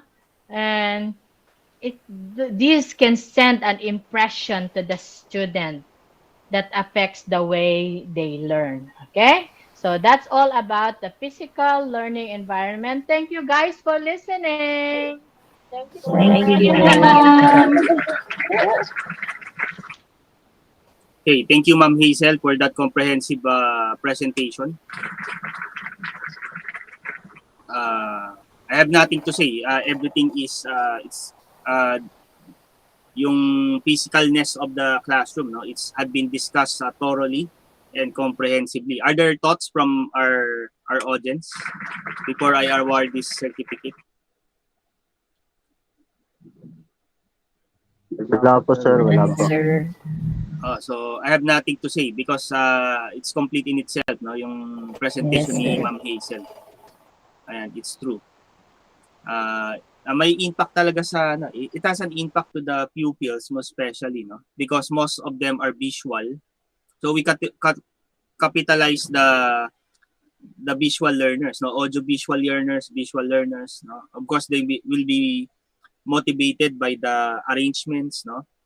The physicalness, no? Though it doesn't have life in itself, but it will have an impact to the processes that is involved in the classroom, no? Including the arrangement of the chairs, no? Ang paborito ko diyan, ma'am, yung pang laboratory type. Yung clustered arrangement is for laboratory type. Yes, sir. Where we could be grouped into smaller groups, then we could cooperate in a particular task. Or sometimes in our science class we are doing that, no? Most especially for exploratory activities. Correct. Yeah, so I think that's the best. Yes. And the worst is the traditional. Traditional. Wherein most of the time, I remember Miss Bostre open calling either the first row or the last row. Yun yung palagi niya. Yung nasa gitna, minsan nakakalimutan niya. Miss Bostre, I remember, those who are in the first row, no, are once usually called. Or those who are on the last. Because those are the noisy pupils. And I'm on the middle. So I'm halfway between the quiet ones and the noisy pupils. No? So we were ignored. So I felt that the arrangement is not really conducive. The physicalness, the physical arrangement may not be appropriate to the number of pupils. We have, I think, 35 to 40 pupils on a classroom that time. So most of the time, the attention of Miss Bostre will be only on the first 2 rows and those noisy at the back, and ignoring the middle, the pupils seated in the middle. Actually, one more thing. No, it's a funny thing that teachers would call it row when it's arranged per column. Actually, it's arranged in a column, but the teacher will call it row 1, row 2, row 3. So Right. when I learned that in high school, I realized something's odd with the teachers telling us row 1, row 2, row 3, whereas it should be column 1, column 2, column 3 dapat. All right. So those are my thoughts when I was in LM. So the best is the subgroup, no, for laboratory work. I think that's best for collaborative learning, interaction, small groups. And of course, depending on the content, there are cases that the U shape is better or more on I think conversational, no, more on response, question and answer, no, throwing out question, activities like conversational, something that's not that formal, no, informal setup where we could freely discuss on an equal level, because the U shape would connote an equal level among the students. No, they have equal distance to the professor or teacher. No, they could yun nga, it's mentioned about the cons, the negative, for shy people or other cases that they may not socially interact. Okay, that could be a disadvantage. But for purposes perhaps course subject and communication or English, that I think a better arrangement. For science, it's more on the subgroup. Now for a general lecture, I think the traditional one would still be okay. No? So there are different purposes. No? So of course the teacher must be aware of that, including I really appreciate the presentation, the bulletin board. These are important aspects also, because when the pupil would come in the classroom, they would notice the decoration, those colorful decorations. In fact, one good thing that I remember with Miss Boss is the decorations on the classroom. I think, no, not on her teaching strategy, but on the decorations of the classroom. So it's well decorated. They're well decorated. That's where our attention, though Miss Bostre has his meter stick, a bamboo meter stick on, I forgot if it's left or right hand. No? We focus on the decorations. So we appreciate the class, not because of Miss Bostre, but on the decorations of the classroom. That's how I remember it. So I vividly remember the color, the alphabets, how it's arranged, the colors, not just a Gothic style, but a colorful.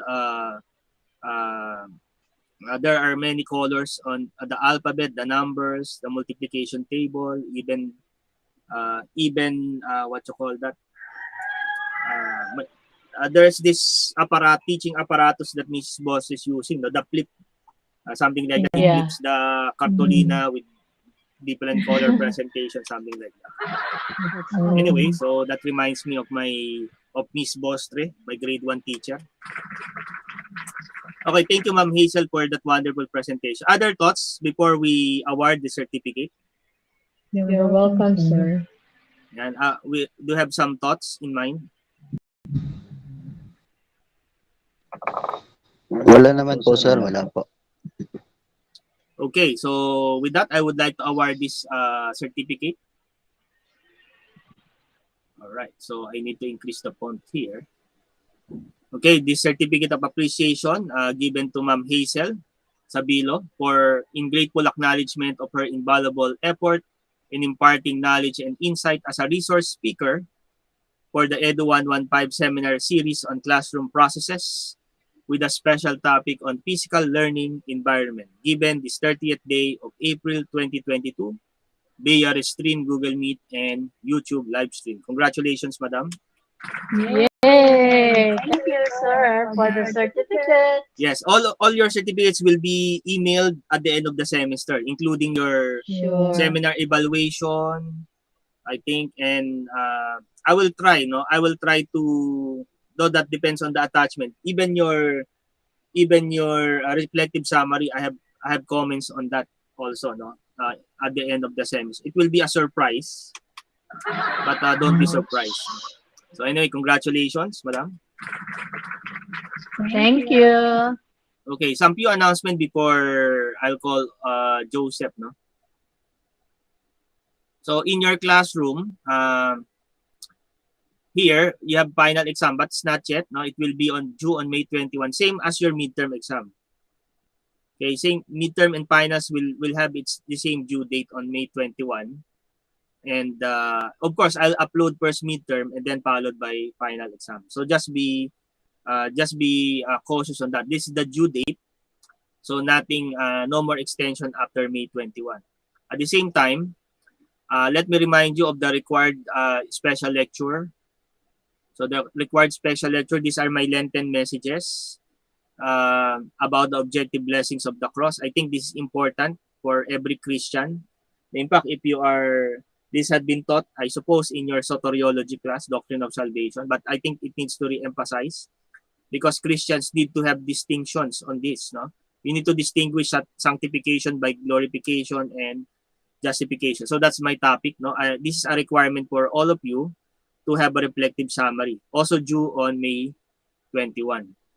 So the video links are here already, the 3-part series that I have presented during the Lenten. Excuse me, sir. Sir, bali, isang video po, isang reflection po. Lahat na yun. Isa lang.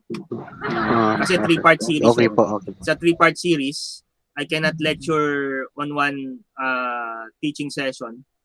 So I limit it to 1.5 hours only, the maximum. So I need to chunk it into 3. But your reflective is just 1. Same rule apply, no? So it's a single page outline, summary, and your reflection. In fact, my own outline could help you in your own outline. Okay, so but of course you don't want to copy paste my outline. So you need to have your own outline for this. And of course your reflective summary, I have already completed this from lecture 20 to 25, no? As far as also the special lecture is there, no? So you could just upload it. And then the seminar evaluation form from module 20 to 25. It's there already. So I think those are, and then you just need to wait for, anyway, I'll be announcing through the chat group when it is uploaded already. No? So what else? Then after this session, we will continue by week 16 and 17 with item analysis. In fact, today, if we have time, we will continue on our item analysis for questions for EDU115. No? So that will be our task. And then on week 18, then that's our culminating session. Okay, so those are few announcements that we have so far. No? So, ayan. So, I think I'm eyeing for some students will, hopefully, some of you will have a plat 1. I really would like to give excellent pupils plat 1. So plat 1. I don't know how many plat 1s do you have in your class card or your what you call that, transcript of records, no? But of course, if you have plat 1 on transcript records, it will be a plus if you will be applying for your teaching profession, no? That's your, so I'm willing to help you on that, and you help yourself also. Okay. So again, thank you, Madam. Let's call now next presenter, Joseph. So I have your slides.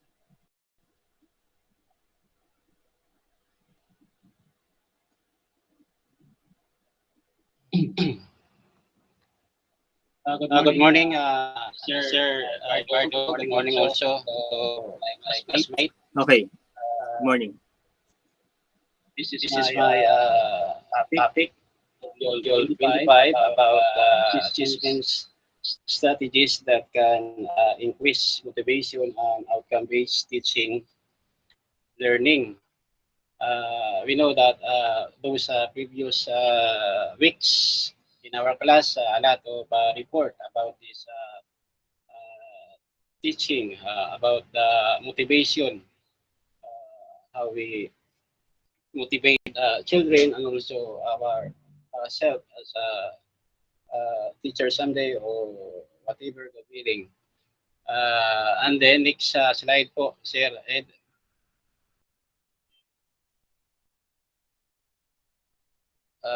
We have take the challenge. In this module, challenge yourself to attain the following learning outcomes. You can see here, number one, cite ways to make assessment more motivating for students na magkaroon ng assessment para ma-motivate natin yung mga estudyante sa klase. And then, number two, demonstrate appreciation of assessment as a process to evaluate and facilitate learning. And we can teach also the children and we can accept what they do. We can appreciate in whatever assessment and we can correct the students about their learning. That is a challenge for the student also. And number three, explain how outcome-based teaching learning, OBTN, leads to effective assessment. Next slide, sir. In our introduction, an indispensable part of the teaching learning process is assessment. Yan talaga ang mahalaga na magkaroon ng assessment para malaman natin yung learning outcome at kung naka-learn yung mga estudyante. It is usually at the end of a lesson plan term evaluation. Yan ang kagandahan din sa bawat lesson plan ng mga teachers. Kaya challenging din sa mga teachers na magkaroon ng lesson plan. Take it easy. Kahit mahirap ay kayang-kaya naman, step by step. A lesson plan is not complete without an assessment. Kaya mahalaga talaga yung assessment. Prior instructional cycle indeed is not complete without assessment. Kaya kasama talaga sa teaching and learning yung assessment na tinatawag natin. Next slide, Chair. As we continue in the introduction, assessment is at the service of learning. That's the phrase, assessment for learning. Assessment is meant to ensure that learning takes place. Kaya nagkakaroon tayo ng pagkatuto o learning something in a task, in every subject, in every lesson, in topic that we can listen and we can apply and also to expand in our selves about this assessment learning. This is possible only with the assessment process motivates students. Yan, kailangan natin na motivate students to learn. Wow. Unfortunately, in many instances, assessment as a process does not motivate. Instead, it tends. Kaya bilang mga nagtuturo, bilang mga teachers, kailangan natin na pahalagahan yung mga estudyante. Huwag natin sila pakabahan, kundi kailangan natin sila ma-encourage para sa kanilang sarili, para sa kanilang learning, at para sa kanilang kinabukasan. Kumbaga ay yung influensya natin bilang mga guro o teacher ay maging maayos, maging matino rin sa pakikinig nila at ma-appreciate nila yung turo natin at talagang matuto sila o maka-learn sa bawat tinuturo. And then, how can we make assessment motivating and facilitating experience is the concern of this module. Next slide po, Sir Ed. Ito yung advanced organizer. Center assessment is that can increase motivation. Ito yung mga strategiya o tinatawag natin na strategies na kung saan ay ma-increase yung motivation. Number one, growth mindset. Dapat magkaroon tayo ng growth mindset. Huwag lang tayo na maging makitid o narrow na mindset. Kundi ay magkaroon din tayo ng talagang yung sa mindset natin ay palaliman pa natin na kung saan ay nagkakaroon tayo ng may mga i-apply natin yung mga knowledge, mga ideas, at the same time, yung mga wisdom na ipinagaloob sa atin ng ating Diyos, kailangan din natin na ituro sa mga estudyante. Maging wider mindset tayo. Huwag lang tayo sa isang narrow mindset o maging wide yung kaisipan natin sa pagturo. Katulad ngayon, yung ginagawa natin sa online classes na kung saan ay tinuturuan tayo ni Teacher Abe Marin para matuto tayo additional tungkol sa learning ito. Hindi sa topic, ito ay challenge para sa ating mga estudyante na kung saan ay mahasa tayo, yung ating mga talents, yung mga skills, knowledge, and I observe na ang iba sa mga kaklase ko ay parang mga veterano na. Talaga mga studios sa pag-aaral pagdating dito sa teaching at may gift sila sa teaching. Number two, focus on progress rather than on failure. Kaya maging focus na tayo sa mga progress na atin na natatamasa o natatanggap. Kasi yung failure na yan ay talayang. Kung walang failure, walang success. Kaya nakaka-learn naman tayo sa ating mga mali. At nakaka-learn din ang mga iba sa atin, mga estudyante, o kung sino man sa atin sa mali dahil ay nagkakaroon tayo ng tagumpay o we can learn in our mistake. Ika nga. Number three, clear objectives as basis of assessment. Kaya magkaroon tayo ng goals or objectives na tinatawag para sa basis in our assessment. That is to attain goal. And then number four, self-assessment. Magkaroon din tayo ng sariling pag-assessment sa ating mga tinuturo sa ating sarili mismo. Unang-una sa teacher yung yung pag-assessment, and then discern din natin sa mga estudyante natin na kung saan ay nagsisikap rin sila na matuto sa kanilang mga learning assessment. Number 5, criterion, reference. Kailangan din ng mga reference materials, mga ganyan. Number 6, true purpose of assessment. Ito, kailangan talaga na magkaroon ng may layunin yung assessment at may patutunguhan na kung saan ay para magampanan yung mga tungkulin para sa pag-aaral o para sa pagtuturo. Number 7, sensitive and constructive assessment. Kailangan maging sensitibo at saka yung kaisipan natin ay maging constructibo rin pagdating sa mga assessment na ito. Number 8, is challenging, not too easy, not too difficult. Kaya huwag din natin pahirapan yung mga estudyante natin. Mga mild lang na pagtuturo step by step na tinatawag na pagtuturo para matuto talaga yung mga estudyante. Next slide po, Sir Ed. Nandito na tayo sa Code of Ethics for Professional Teachers. Ito yung tinatawag na preamble, kung saan yung sa ating Philippine Constitution may tinatawag tayo ng preamble.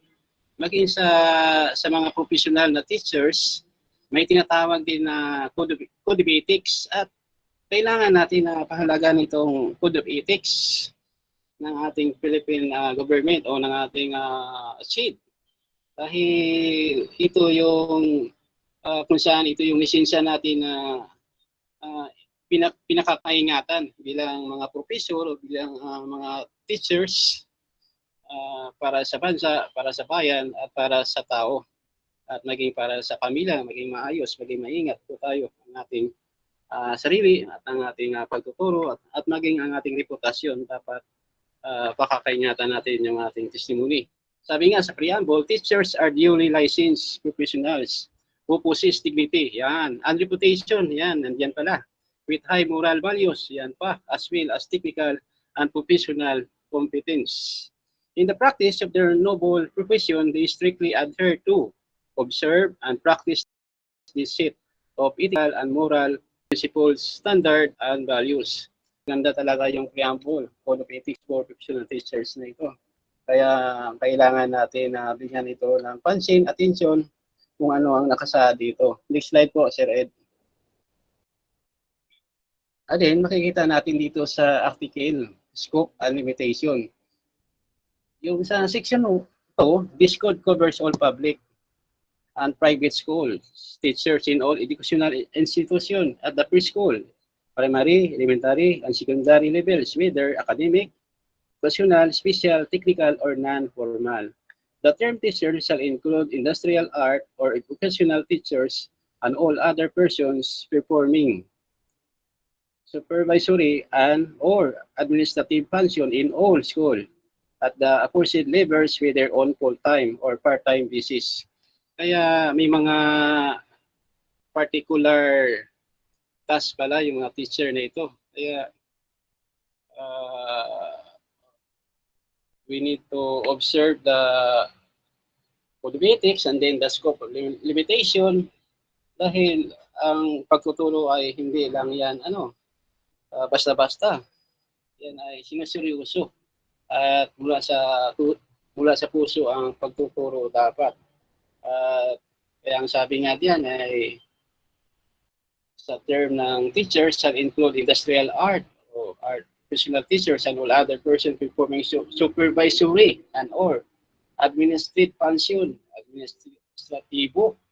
Kailangan talaga ng in all school at the aforesaid levels with their own full-time or part-time basis. Kaya yung mga teacher naman na full-time sila at mayroon naman mga part-time basis para sa pagtuturo. Kaya yan po ang scope and limitation. Next slide po, Sir Ed. Punta naman tayo dito sa assessment strategies that can increase motivation. Ito nga, kailangan talaga natin na madagdagan yung increase natin sa learning at motivation. Maging yung estudyante natin at same time yung ating sarili sa pagtuturo. Assessment strategies that can increase motivation. Number one, make clear your learners' objectives every time. Make clear your learners' objectives every time. Kaya yung mga estudyante na dapat ay mayroon silang mga tinatawag na goals sa bawat oras. Pinapahalagan nila yung lesson na ibinibigay natin sa kanila. It is good if students are clarified on the objectives they are working on and the criteria that will be used in evaluating their learning. Wow, yan nga. Kailangan yung evaluation sa bawat learning in a framework system of educational process, because we teach naman and then we learn quality needs of education in every subject. Number two, make your students own the lesson objective. Sabi nga dito, allow them to set their own personal learning targets based on the lesson objective. Initially, their personal target may be lower than the learning target set for the class, but with the expectation that they will gradually bring them up according to their pace until their personal targets coincide with the class target. This will make them feel untreated and comfortable. Kaya kailangan din na gumawa ng mga lesson objectives para sa mga estudyante at the same time, yung guro dapat mayroon din siyang objective sa lesson na ituturo para sa kanyang mga estudyante. Number 3, engage your students in self-assessment. Ito nga ang mahalaga na dapat magkaroon ng self-assessment ang bawat mga student na katulad natin, mga estudyante tayo. They have established their own target against clearly set lesson objectives. They are in the best position to determine if they have met their own targets and the class target or objective. Kaya kailangan talaga natin na ma-engage sa mga self-assessment. Yun ang ibinibigay sa atin ng ating teachers, mga guro, Sir Marin, na kung saan ay very simple lang yan. Reflective summary, at kailangan din natin na magkaroon ng reflection kung ano ang ibinabahagi sa atin ng ating mga kaklase. That is the simple way. Sometimes yan nakakalimutan natin, pero tuloy lang, fighting lang sa pag-aaral. Kahit busy tayo, marami tayong ginagawa, sige lang, step by step lang,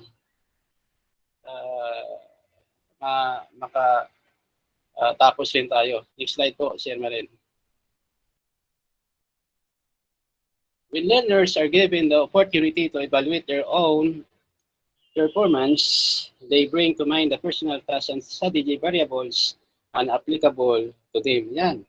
Kung ang learner ay nabigyan siya ng oportunidad sa mga pag-evaluate nito sa kanyang performance, ay masaisip niya na yung personal task niya at i-apply niya sa kanyang sarili mismo, na kung saan siya nagkamali, kung saan ang kanyang pagkukulang, kung ano pa ang dapat i-improve sa kanyang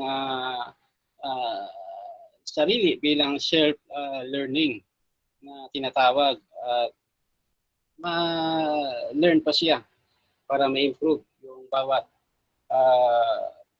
estudyante for learning. To seize the opportunity. We have a teacher naman to guide us, and they are the one to suggest us or advise us or guide us in our learning process each day. As we continue, they reflect on their personal characteristics that affect their learning. Yan. Kaya kailangan talaga na mayroon tayong reflection sa ating personal na buhay sa mga na-learn natin ng mga assessment na ito. That speaks of our personality characteristic also through our learning.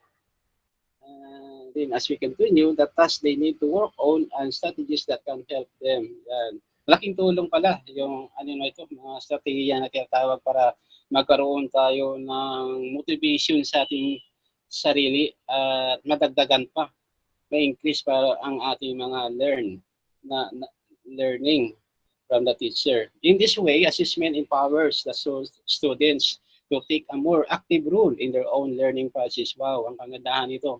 If you notice in the last phrase, in this way, assessment empowers the students to take a more active role in their own learning process. Next slide po, Sir Marin. And then this is the continuation of the assessment strategies that can increase motivation. Number 4, practice criterion reference assessment rather than norm reference assessment. Sabi nga dito, make your students compare their performance against established criterion. Example, the learning objective or target, and not against other students' performance. Comparing a student's performance with the latter mix assessment treatment. Kaya kailangan natin yung pagbibigay sa estudyante ng tinatawag natin na pag-evaluate para malalaman natin yung performance nila sa pag-aaral. siyempre, hindi natin malaman kung sino talaga yung smart, kung sino talaga yung may kahinaan sa klase. Pero pagdating naman sa mga ganitong pagtuturo, learning, meron namang mga estudyante na nakikinig. Tahimik lang, pero nakikinig. At on the way na nandiyan naman at nalalaman naman ang natuturo. At dito malalaman ng mga guro, teachers, na kung saan ang mga performance ng bawat estudyante ay kailangan talaga na magkaroon ng assessment at pag-evaluate sa kanilang pag-aaral at malalaman yung ano nila, kung maka-learn something. Number 5, if you are into criterion reference, then your assessment is certainly based on established criterion, your learning target or objective. Sabi nga dito, it has been observed. Criterion, the learning target or objective. It has been observed, however, that a number of teachers set learning objective but assist another. This leads to students' confusion and discouragement. Sa bawat assessment na ito, kailangan natin na magkaroon ng maayos na pag-establish at makita natin yung target talaga sa pag-learn, kung anumang mga goals o ninais natin na objective para magkaroon tayo ng tagumpay sa pag-aaral at maging sa pagtuturo. And we can accept those who are disappointed o discouragement, na kung saan ay kailangan talaga yan. Isa yan sa kasama sa buhay o sa buhay ng mga guro para ma-obserbaran ang bawat estudyante rin. Kaya we can accept one another. Number 6, inspires your students to have mastery focus rather than performance focus. May tinatawag pa parang mastery focus rather than performance focus. Kaya ito nga, patuloy tayong hinahasa at tinuturuan ng ating teacher para matuto. At the same time ay yung mga tinuturo ng ating teacher ay ma-apply natin sa ating personal na buhay. Sabi nga dito, set their hearts on lesson mastery for the love learning rather than on scores, grades, and performance. If they fail to get an item or items in a test, tell them not to worry and assure them that they will be taught again until mastery. Kaya sabi nga nobody is perfect. Walang perfecto na teachers. We are all on the process. Kaya all of us we are under construction at walang perfecto na tao kahit sino man. Next slide po, Sir Maren. And then number 7, have a growth mindset. Sabi nga dito ay believe that your student can improve. Yan, kailangan natin ng improvement at kailangan din ng improvement ng mga estudyante. Failure or wrong answer is welcome. Kaya kahit kung ano yung sagot, kung ano, lahat naman yan ay tinatanggap naman ng guro. Mabuti at nagkaroon ng sometimes nagkaroon ng interaction one another through online with our professor or teacher between a student and teacher nga. Kaya kailangan talaga natin na maging wider o growth mindset. Huwag lang tayong maging narrow, makitid na kaisipan, kundi maging malalim pa, malawak pa yung kaisipan natin pagdating sa teaching, pagdating sa learning, pagdating sa mga quality ng education na tinatawag para ma-increase yung motivation natin at the same time ay that is the self motivation na tinatawag para palakasin ang bawat isa, palakasin ng sarili, tulungan ng sarili na lumakas sa mga ganitong challenge sa buhay. Nandiyan naman ang mga binibigay na guidelines, strategies para sa assessment. And then, number 8, your assessments practice must be sensitive and constructive because assessment has an emotional impact. Emotional impact pala yung assessment na ito na pinapractice natin.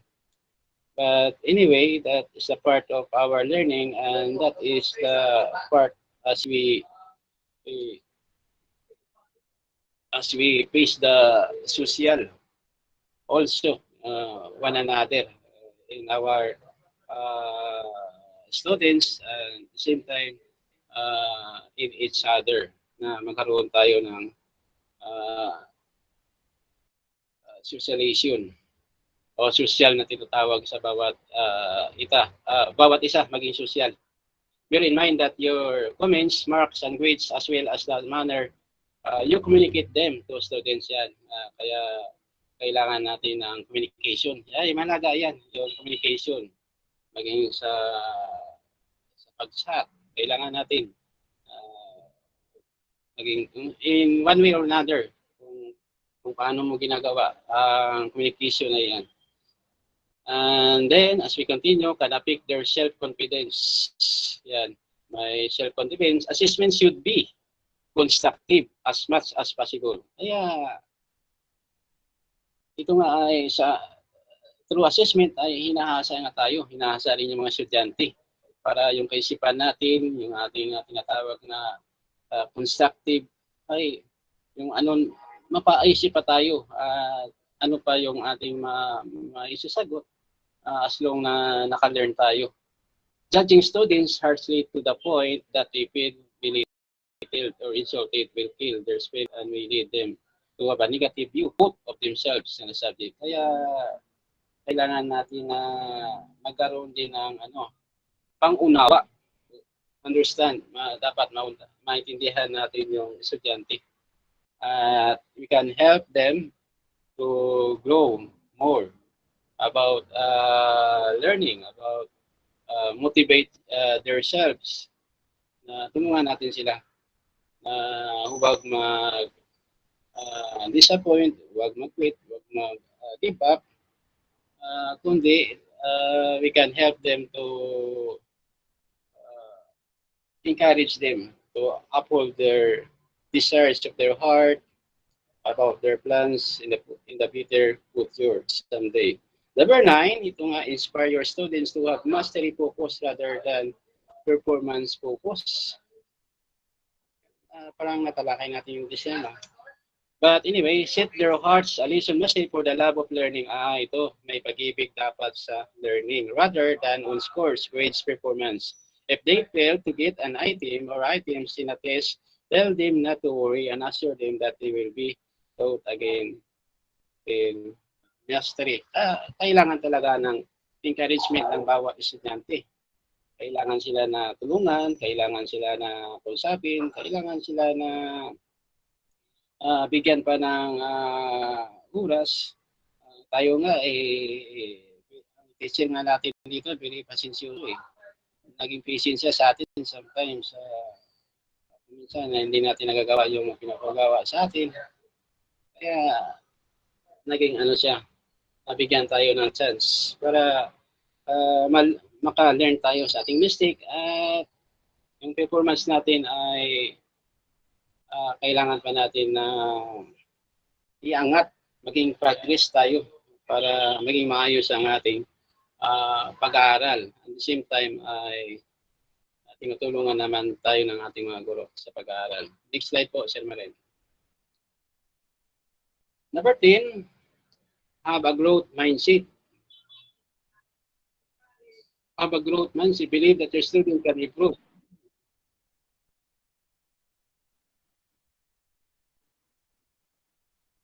Okay. Thank you, copy. Thank you po.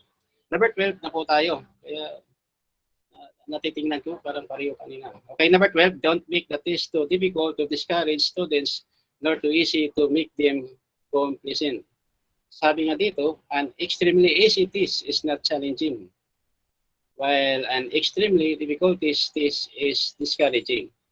Kaya kapag magbibigay tayo ng test sa mga sa mga estudyante natin ay kailangan natin siguro ng balance kung ano ang tinuturo, yun din ang ibibigay para magampanan din ng mga estudyante natin yung kanilang responsibilidad sa pag-aaral at the same time yung naaral nila o nabasa nila, yan din yung isasagot nila. Kaya wag lang natin silang pahirapan.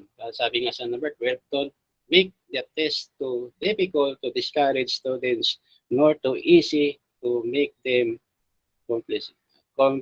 Kung ano ang itinuro, yun lang ang itatanong. Kaya kailangan natin dito ng balance na tinatawag at naging challenge din para sa kanila bilang estudyante. Number 13, communicate results, feedback. Yan. Kailangan ng komunikasyon ng bawat guro at estudyante sa mga classroom o online classes katulad na nito. A teacher facilitates learning by providing students with important feedback on their learning areas. Hindi naman siguro nagkulang yung guro natin sa kanyang pagtuturo para sa atin at naka-learn tayo. Nabilis nga tayo eh. Very passionate yung guro natin ngayon, si Sir Marin. Ano nga ako sa kanyang schedule. Nagtuturo pa to sa LDWBC, CTP, at the same time sa mga subject. Marami siyang subject sa LDWBC na patungkol sa mathematics. Mahirap pa naman yung math. At the same time, nagkakaroon pa siya ng devotion every morning. Talagang nakakatuwa, nakaka-bless talaga kay Sir Eduardo Marin. At kung may time kayo, pwede kayo makinig. Pag-iising nyo sa umaga, may Bible devotion si Sir Marin para ma-nourishment yung souls natin. Kaya kailangan natin ng spiritual eh. Talagang malakas talaga yung espiritu ng ating guro na ito, Sir Marin, para sa Panginoon. At binibigyan siya ng kalakasan sa physical, maging sa spiritual. At nabibless talaga ako sa kanya. Sabi ko, paano kaya ni Sir na ano yung schedule niya? Busy na siya tapos may devotion pa. But anyway, thank you very much Sir sa devotion every morning. Kung saan ay talagang nanabibless yung mga tao. Thank you very much. God bless you. Next slide po, Sir Marin. Maybe this is next slide po. When a teacher implements outcome-based teaching learning, ito yung meaning ng OBTE, yung kanina, outcome-based teaching learning. C, employ strategies that can increase learners' motivation. How? Ito yung sagot. How increase learners' motivation. In OBTE or outcome-based teaching learning, the teachers begins teaching by explaining clearly learning outcomes, which are what the learners are expected to demonstrate at the end of lesson as proof of learning. In OBTE, the teachers aligns his or her teaching learning activities and assessment tasks with the intended learning outcomes which were explained at the beginning of the lesson. This means that what the teacher told his or her students to learn, that is what he or she taught them, and that is what he or she will find out when he or she assesses learning. In other words, in OBTL, there is a perfect alignment of what is taught and what is being assessed, in addition to ensuring that learners fully understand the intended expected learning outcomes which are expected to be demonstrated after the teaching learning process. This was because there is alignment of teaching learning activities and assessment as to what were taught. Confusion and frustration are out of the picture. As a consequence, students become more motivated for learning. Wala na ako masabi dito sa nandiyan na lahat eh. Next slide po, sir. Ito na yata yung katapusan. Yung Yan na po. Thank you for your listening. Yan na po. Thank you very much, Sir Marin. Back to you the microphone. Thank you very much. Okay, Sir Osep, thank you also for appreciating our ministry. No, as we have morning devotion from Monday to Saturday, it's an extension of our teaching ministry in the church. In fact, yan ay naging since the pandemic, no. So we're doing that so that we could link the Word of God to our congregation. So that's the purpose, because we have been separated physically during the pandemic, and perhaps the church would intend to continue on ministering God's word to every brothers and sisters in Christ, not only on our church but also to fellow believers in Christ. So that's our purpose in our morning devotion.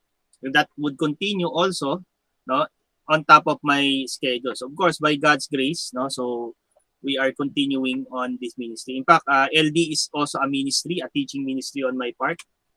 So I considering this as a ministry, no, that we are serving the Lord through this, no. So impact, it's important to have an assessment, no. So yung assessment, no, there are three. I think you have your assessment of learning as part of your CTP course. Yes, sir, meron po. Okay, so tatlo yan, no? Assessment learning, assessment for learning, and assessment as learning. I think the professor distinguished that. Okay, what we're doing during the progress of our course, during the progress of our course, is assessment for learning. In fact, assessment could be in terms of immediate feedback, perhaps in the presentation. An immediate feedback would be in the form of assessment or evaluation. Now, that's another term for your output, presentation output, wherein you immediately learn from what are the from the feedbacks of your professor. Also with the peers, some peers or some of your classmates may ask question, clarification, something like that, or perhaps there will be discussion after the presentation. That is assessment for learning, and we're doing that within the course, the duration of the course. And then we have the assessment of learning. So this is more of a summative evaluation. So since we divide the semester into 3 periods, you have three summative assessment. That is assessment of learning. So 3 of which is given to you, prelim, midterm, final. That is your summative exam or test. And then, of course, on my part, I need to evaluate manner of assessment, no? And then it requires training. It needs a lot of evaluation on my part. That's why there's also assessment as learning. Okay, so that's on the part of the teacher, where we learn from the assessment itself. Okay, so perhaps what is more applied here on the presentation of Sir Joseph is assessment of learning and assessment for learning. So more immediate is for learning. So it could be in the form of diagnostic tests, or some other tests. No, that is to assess, no, for assessment for learning. So meaning I would take this in more of an immediate. Perhaps I have comments on your presentation. Perhaps I have some question to ask for the purpose of assessment for learning. All right, makes sense. And then eventually in your summative, no, perhaps you will have your final and midterm exam, assessment of learning. Okay guys, make sense? Make sense ba yun? Hindi lang sa prepositional phrase, nagkakaiba, but there is a different perspective. So what we're dealing here is both assessment of learning and assessment for learning. So what's more immediate is for, and what is more summative is of learning. And on my part as a teacher, as learning, summative assessment as learning in itself. The assessment process itself is a learning mechanism for me to improve on my future assessment of the students. Okay? So that's, for me naman, ano lang yan eh. Yes, Gillian, you may be excused for your next class. Thank you. Yes, I think, Sir, ako yes, you may be excused. Thank you, Aisel. So I suppose that's clear on your what's the course code nga ng assessment.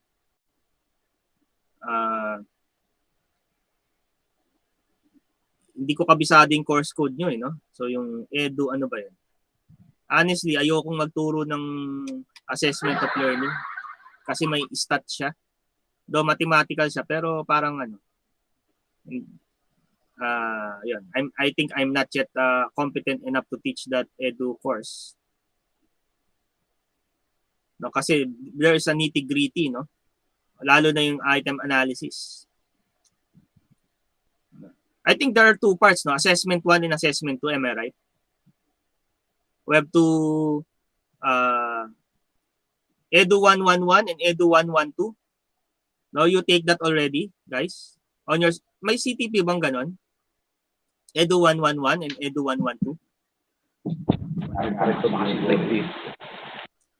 Assessment of learning, sir. Meron po. Meron 1 and 2 yan. 112 saka 111.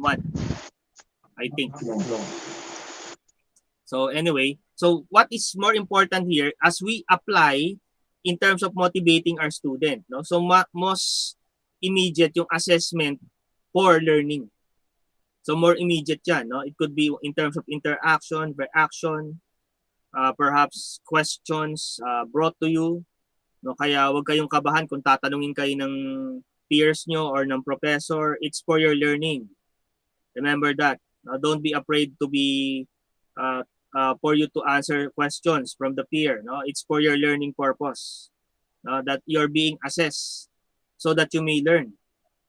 No, for learning. No, so of course that would motivate the student, but sometimes in the tertiary level, it's not that much motivating from time to time. No, from time. For instance, in my math classes, there are a lot of frustrations rather than motivation.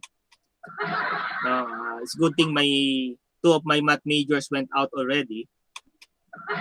The subject itself is frustration. Most especially for not math majors here. What can you see, guys? But nevertheless, of course, teaching strategies and assessments could balance that. It's a heavy topic that needs communication, proper communication, that needs some balance as far as assessment is concerned.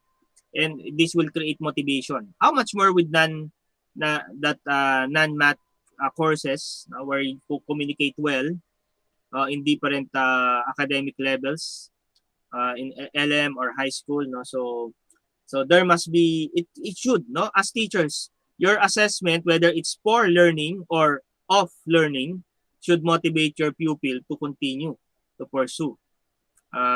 So far, what you have seen in part on your assessment is of learning. That's in terms of your summative test, summative exam. That will be your performance.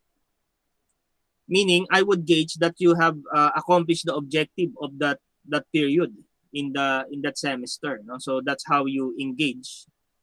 And then yung assessment for learning, that's more immediate. So in terms of your presentation, I give my comments. If there are, I give my praises. If praises would be appropriate, I'll give my questions. If I need to raise questions, if there are some issues that need to be to highlight, and perhaps need some further explanations. So I think that's it. And then of course, in tertiary level, honestly, this my I don't really reveal all of the. For instance, your reflective summary, I will give it to you as a summative part. In the end of the semester, you will receive the scored reflective summary. Actually, ang range ko lang dyan 1 to 10. 1 to 10 is an excellent work. 5 is no, I won't give 5. No, siguro mababa na yung 7 or 8 as a score for your reflective summary. Of course, yung self-evaluation naman, I will also give to the presenters for the purpose of their self-improvement. Okay, self-improvement in terms of manner of presentation, I'll just give the average score. Okay, the average score that range from 1 to 5, I'll just give per topic at the end of the semester. That's part also of assessment of learning. Okay? But we're doing the interaction here. This is assessment for learning. I suppose that's clear, guys, no? Yung nangyaring ganun. So, of course, different course contents, no? Will vary frequency, will vary types of assessment, no? I'm more into traditional because we cannot do much on the performance based assessment, portfolio assessment. I could require that perhaps in person classroom setup, yes, maybe, but in an online maybe it may have limitation. That's why we have also I limit in terms of these various assessments that I'm requiring the class in terms of assessment of learning.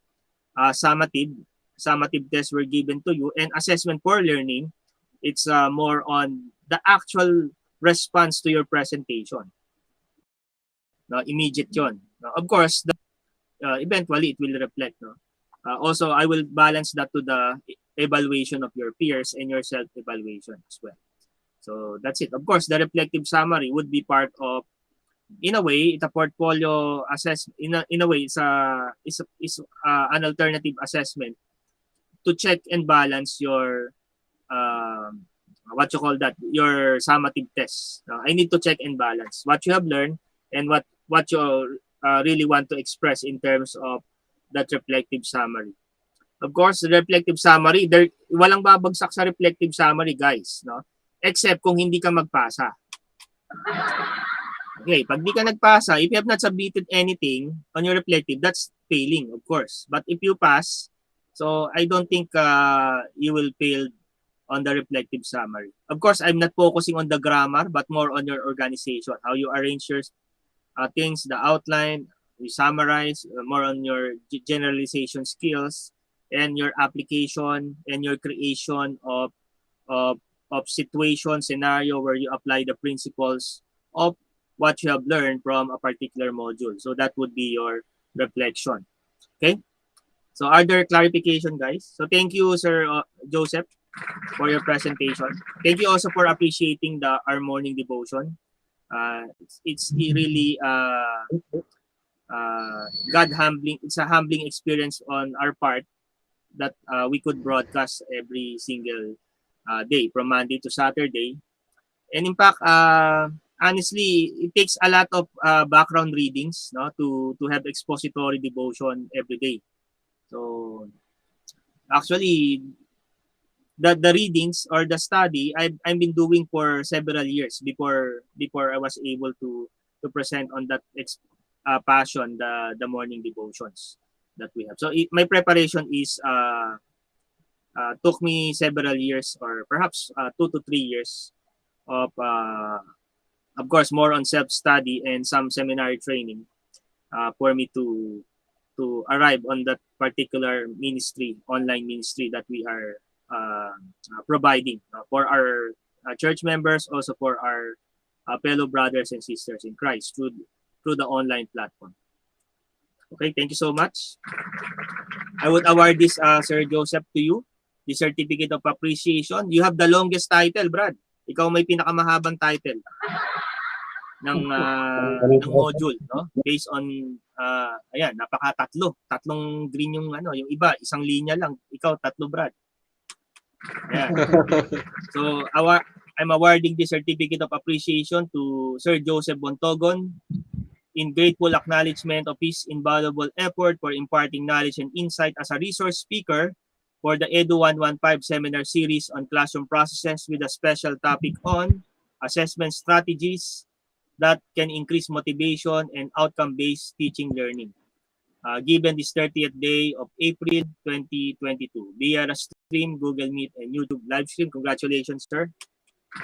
Thank you very much, sir. Ayan. Sige, ito yung word.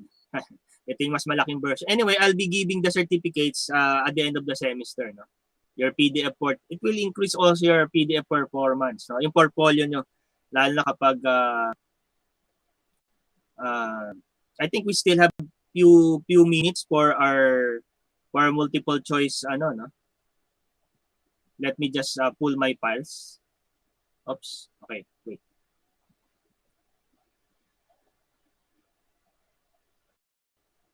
By the way, guys, a semester, you will be receiving also a reviewer from Lorimar Publishing, which I have. Both volumes, no, first and second volume. Not only for the 115, EDU115, but for the entire professional course, no. So that it will be a reviewer on you. You don't need to buy because I already scanned copies. But it's up to you. If you some may learn fast in scanning physical pages of the book, that's okay. But for those who may not have that much in buying reviewer, so it will be readily available through the classroom, no, by the end of the semester. By the way, guys, download as fast as you can because the classroom we have will be archived in few days after the semester ends. Now, when there is inactivity on the classroom, no, it will be detected by Google Classroom. It will be archived, and if the classroom is archived, you cannot access anymore the files. So as soon as you are able, you download the files. Okay. So that's a reminder because some of my previous students in the previous semester were not able anymore to access files because the classroom had been archived already. Okay, that's a reminder for everyone. Other thoughts, comments before we could analyze items for a few minutes? Do you have some thoughts in mind regarding the module 25? So I'll be presenting 26 is my task, perhaps in week number 17. I'll be presenting that to you as part of, it's more on a summative evaluation. All right, so let me check my files here. Okay, you could, you have comments, question in mind?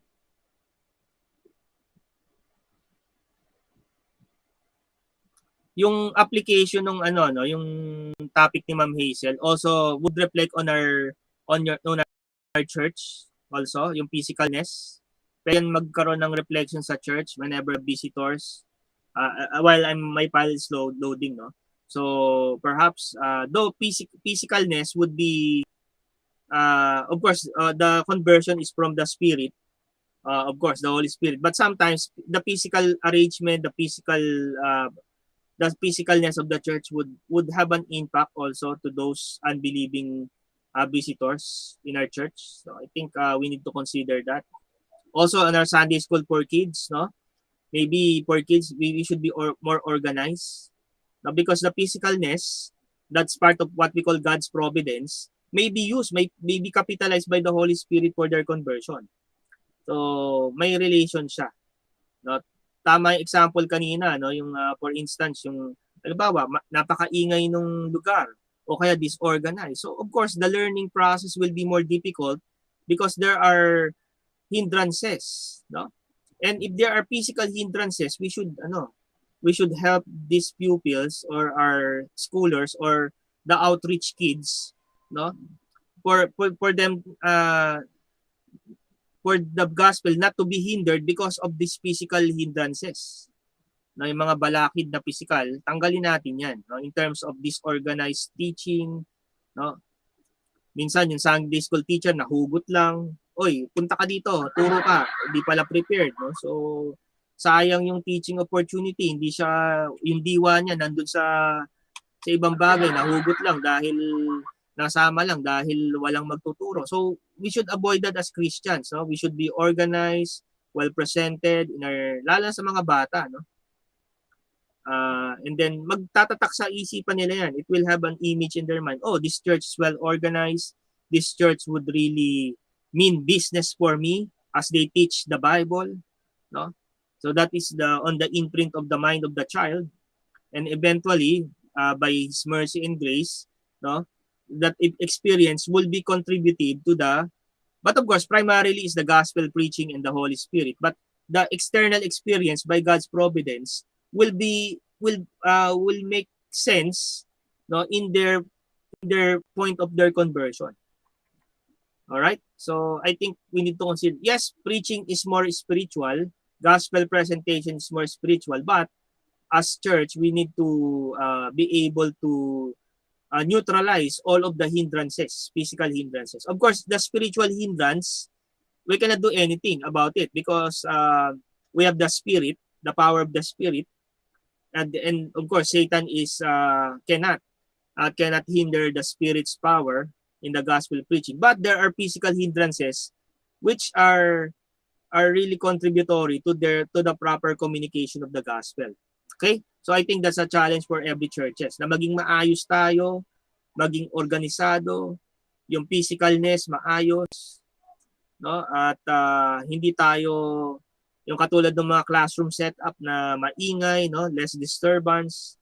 So for the gospel to penetrate their mind, no, they need to hear, the gospel needs to communicate properly, to be communicated properly so that they may have saving knowledge as well. So faith comes by hearing, and hearing of by the word of God. So meaning if the communication is not clear, so it will not produce saving faith. And of course, as believers, as a church, we need to clear up all of these hindrances, those things that impede the communication process. Okay, so I think that's one of my reflection on Ma'am Hazel's presentation as well. Okay, so I'll be loading my file now. I have few minutes, or 10 minutes would be okay, but we will be focusing much of this on the coming week 16 and 17. So because I want you to learn how to strategize in answering questions. Oh, my file is not yet loading.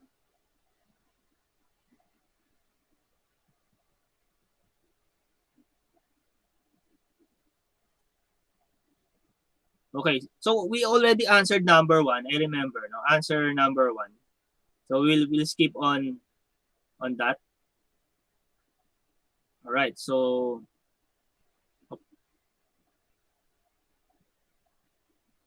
anyway, we have few minutes, so we could capitalize the time that we have. All right, so this is regarding Greta and Nita. We know that Greta is intrinsically motivated, so he has more focus. Those intrinsically motivated children or pupils has more focus, while Nita is more on extrinsic motivated. So he just would like to finish in order to graduate. No, I think that we need to correct that on our pupils. You don't just finish things or accomplish things just to graduate. You should be motivated in, or more motivated into achieving your goals in life. For instance, Greta would like to be a journalist someday. I think on the side note, no, so we should encourage pupils to dream for whatever profession that they may have in the future, and that goal is reachable. They could reach this goal through the learning teaching experience brought about by the teachers, as educators. So we have this key role in contributing to their goals in life. So next question.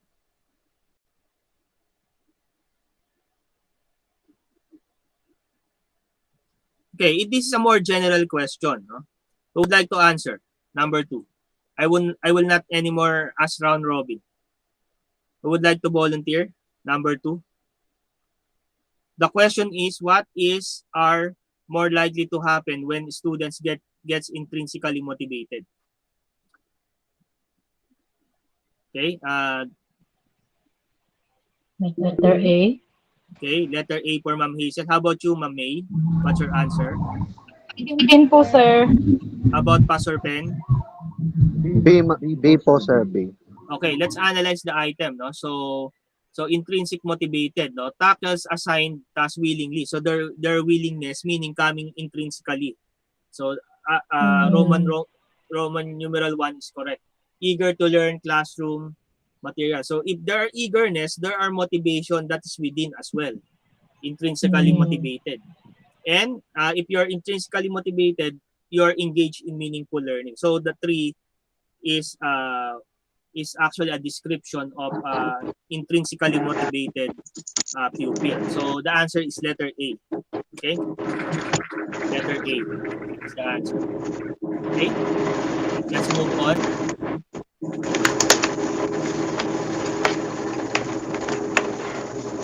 Now, how about those extrinsically motivated? So just another question. So applies. Okay, who would like to answer number 3?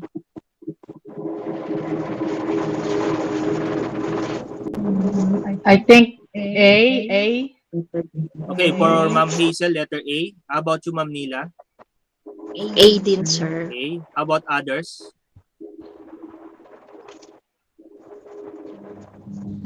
A po, sir. A. A. Okay. Sige, let's try to analyze. Extrinsically motivated. So 1 tends to process information superficially. So that's another one manifestation of extrinsically motivated. On the surface, not really something deep, no? Walang meaningful learning. Now, number 2 tends to be content with meeting minimum requirements. That's one of the those pupils that are extrinsically motivated. They just would like to have the minimum, accomplish the minimum, not really to have above minimum performance. No? So number 2. And of course, achieve at a high level. This is more on an intrinsically motivated student. All right, because he would like to have above average or high achievement. So it's more on intrinsically. While item 1 and 2, it's more on extrinsically motivated. So therefore, the answer is letter A. Correct. All right. So we have few let's capitalize our time. No, we have few minutes. Okay, this one intended for questions 4, 5, 6, 7. No, this is more a relation to self-efficacy. Who discuss self-efficacy? Who discuss Bandura's theory of self-efficacy? It's you, Ma'am Hazel. Yes, yung theories of factors. Yes, okay. So that includes Bandura, no? So this Bandura's efficacy. Yeah. So according, I will be reading the scenario here. Asked to do a learning task, Joe hesitates and says, mahirap, ayaw ko, di ko kaya, it's difficult, I don't like it, I can't do it. So, which statement correctly describes Joe? Answer, guys. Letter A, sir. A. A. For Ma'am May, A po. Ma'am Hazel, and Ma'am Nila. How about others? A din po. A. A. Pastor Pen. A, sir. Sir Joseph, do you have an answer? And okay. How about D? What's your answer?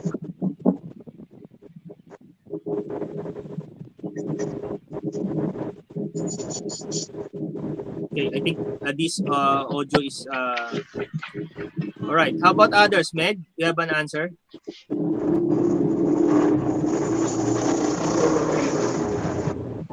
Also Ken and Pwedeng magpalit, sir. Pwedeng magpalit.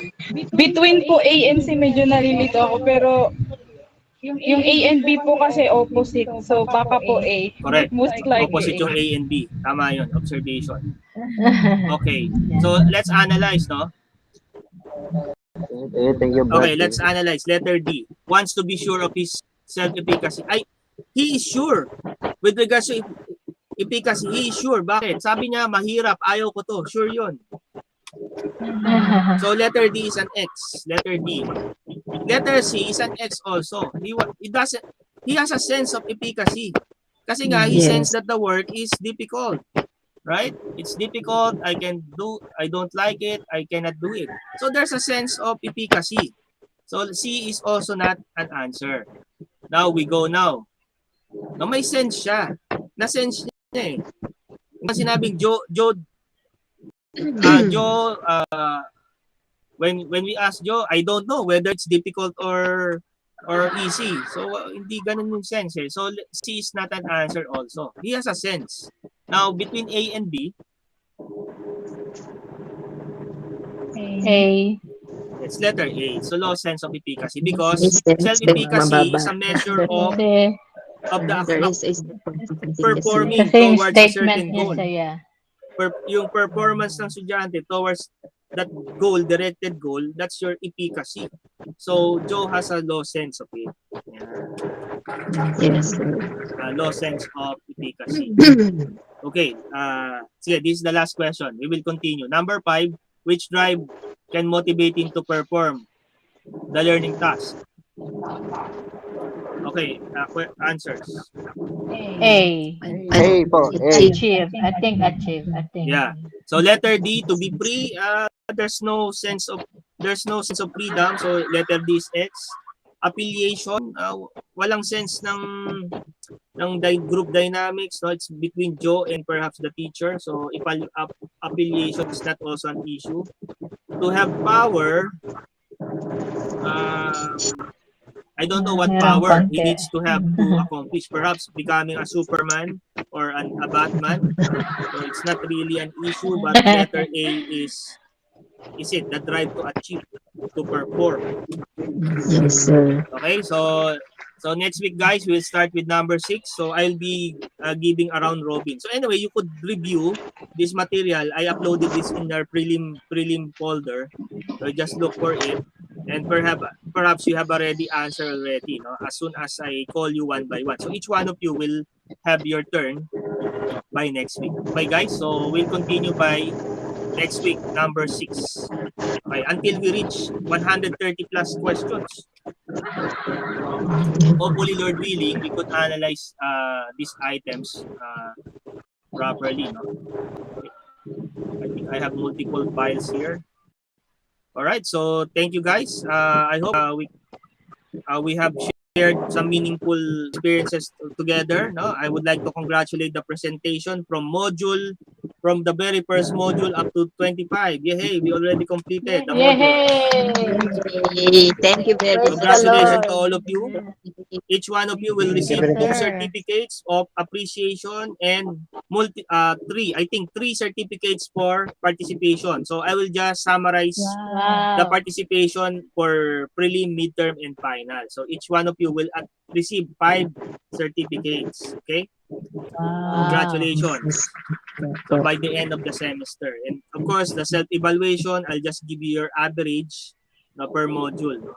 So that would be part of your, of course, self-learned, self-assessment also, plus the weighted final and midterm examination, which I extended up to May 21. Okay?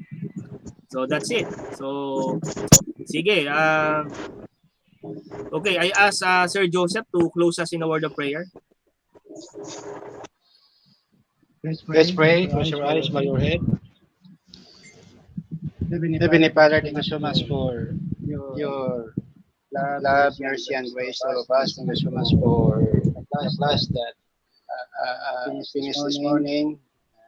Thank God for your strength, for your wisdom, for all of us. So especially our professor, teacher, Deacon Eduardo Marin, so much for his heart, diligence, passionate to teaching us about this quality of education. So, the work nationwide and to the students for the nourishment, soul, for spiritual and the classes, purity in Christian. All of them, I am blessed to the report, every topic that they can answer in our 9 classes. Thank you that we can learn something and we can apply this learning in our personal life. The students the one to expand, apply, practice this kind of learning for our benefits and for our by tomorrow. This every representative, the families, those may passport, and the people, take care of them, provide their needs, and worship service tomorrow morning and afternoon. Thank you very much. In Christ Jesus' name we pray. Amen and amen. Thank you very much, sir. Amen. See you guys next week. God bless you. Thank you, sir. Bye, sir. Bye. God Thank bless. you. Bye. Bye. Okay, bye-bye. God bless.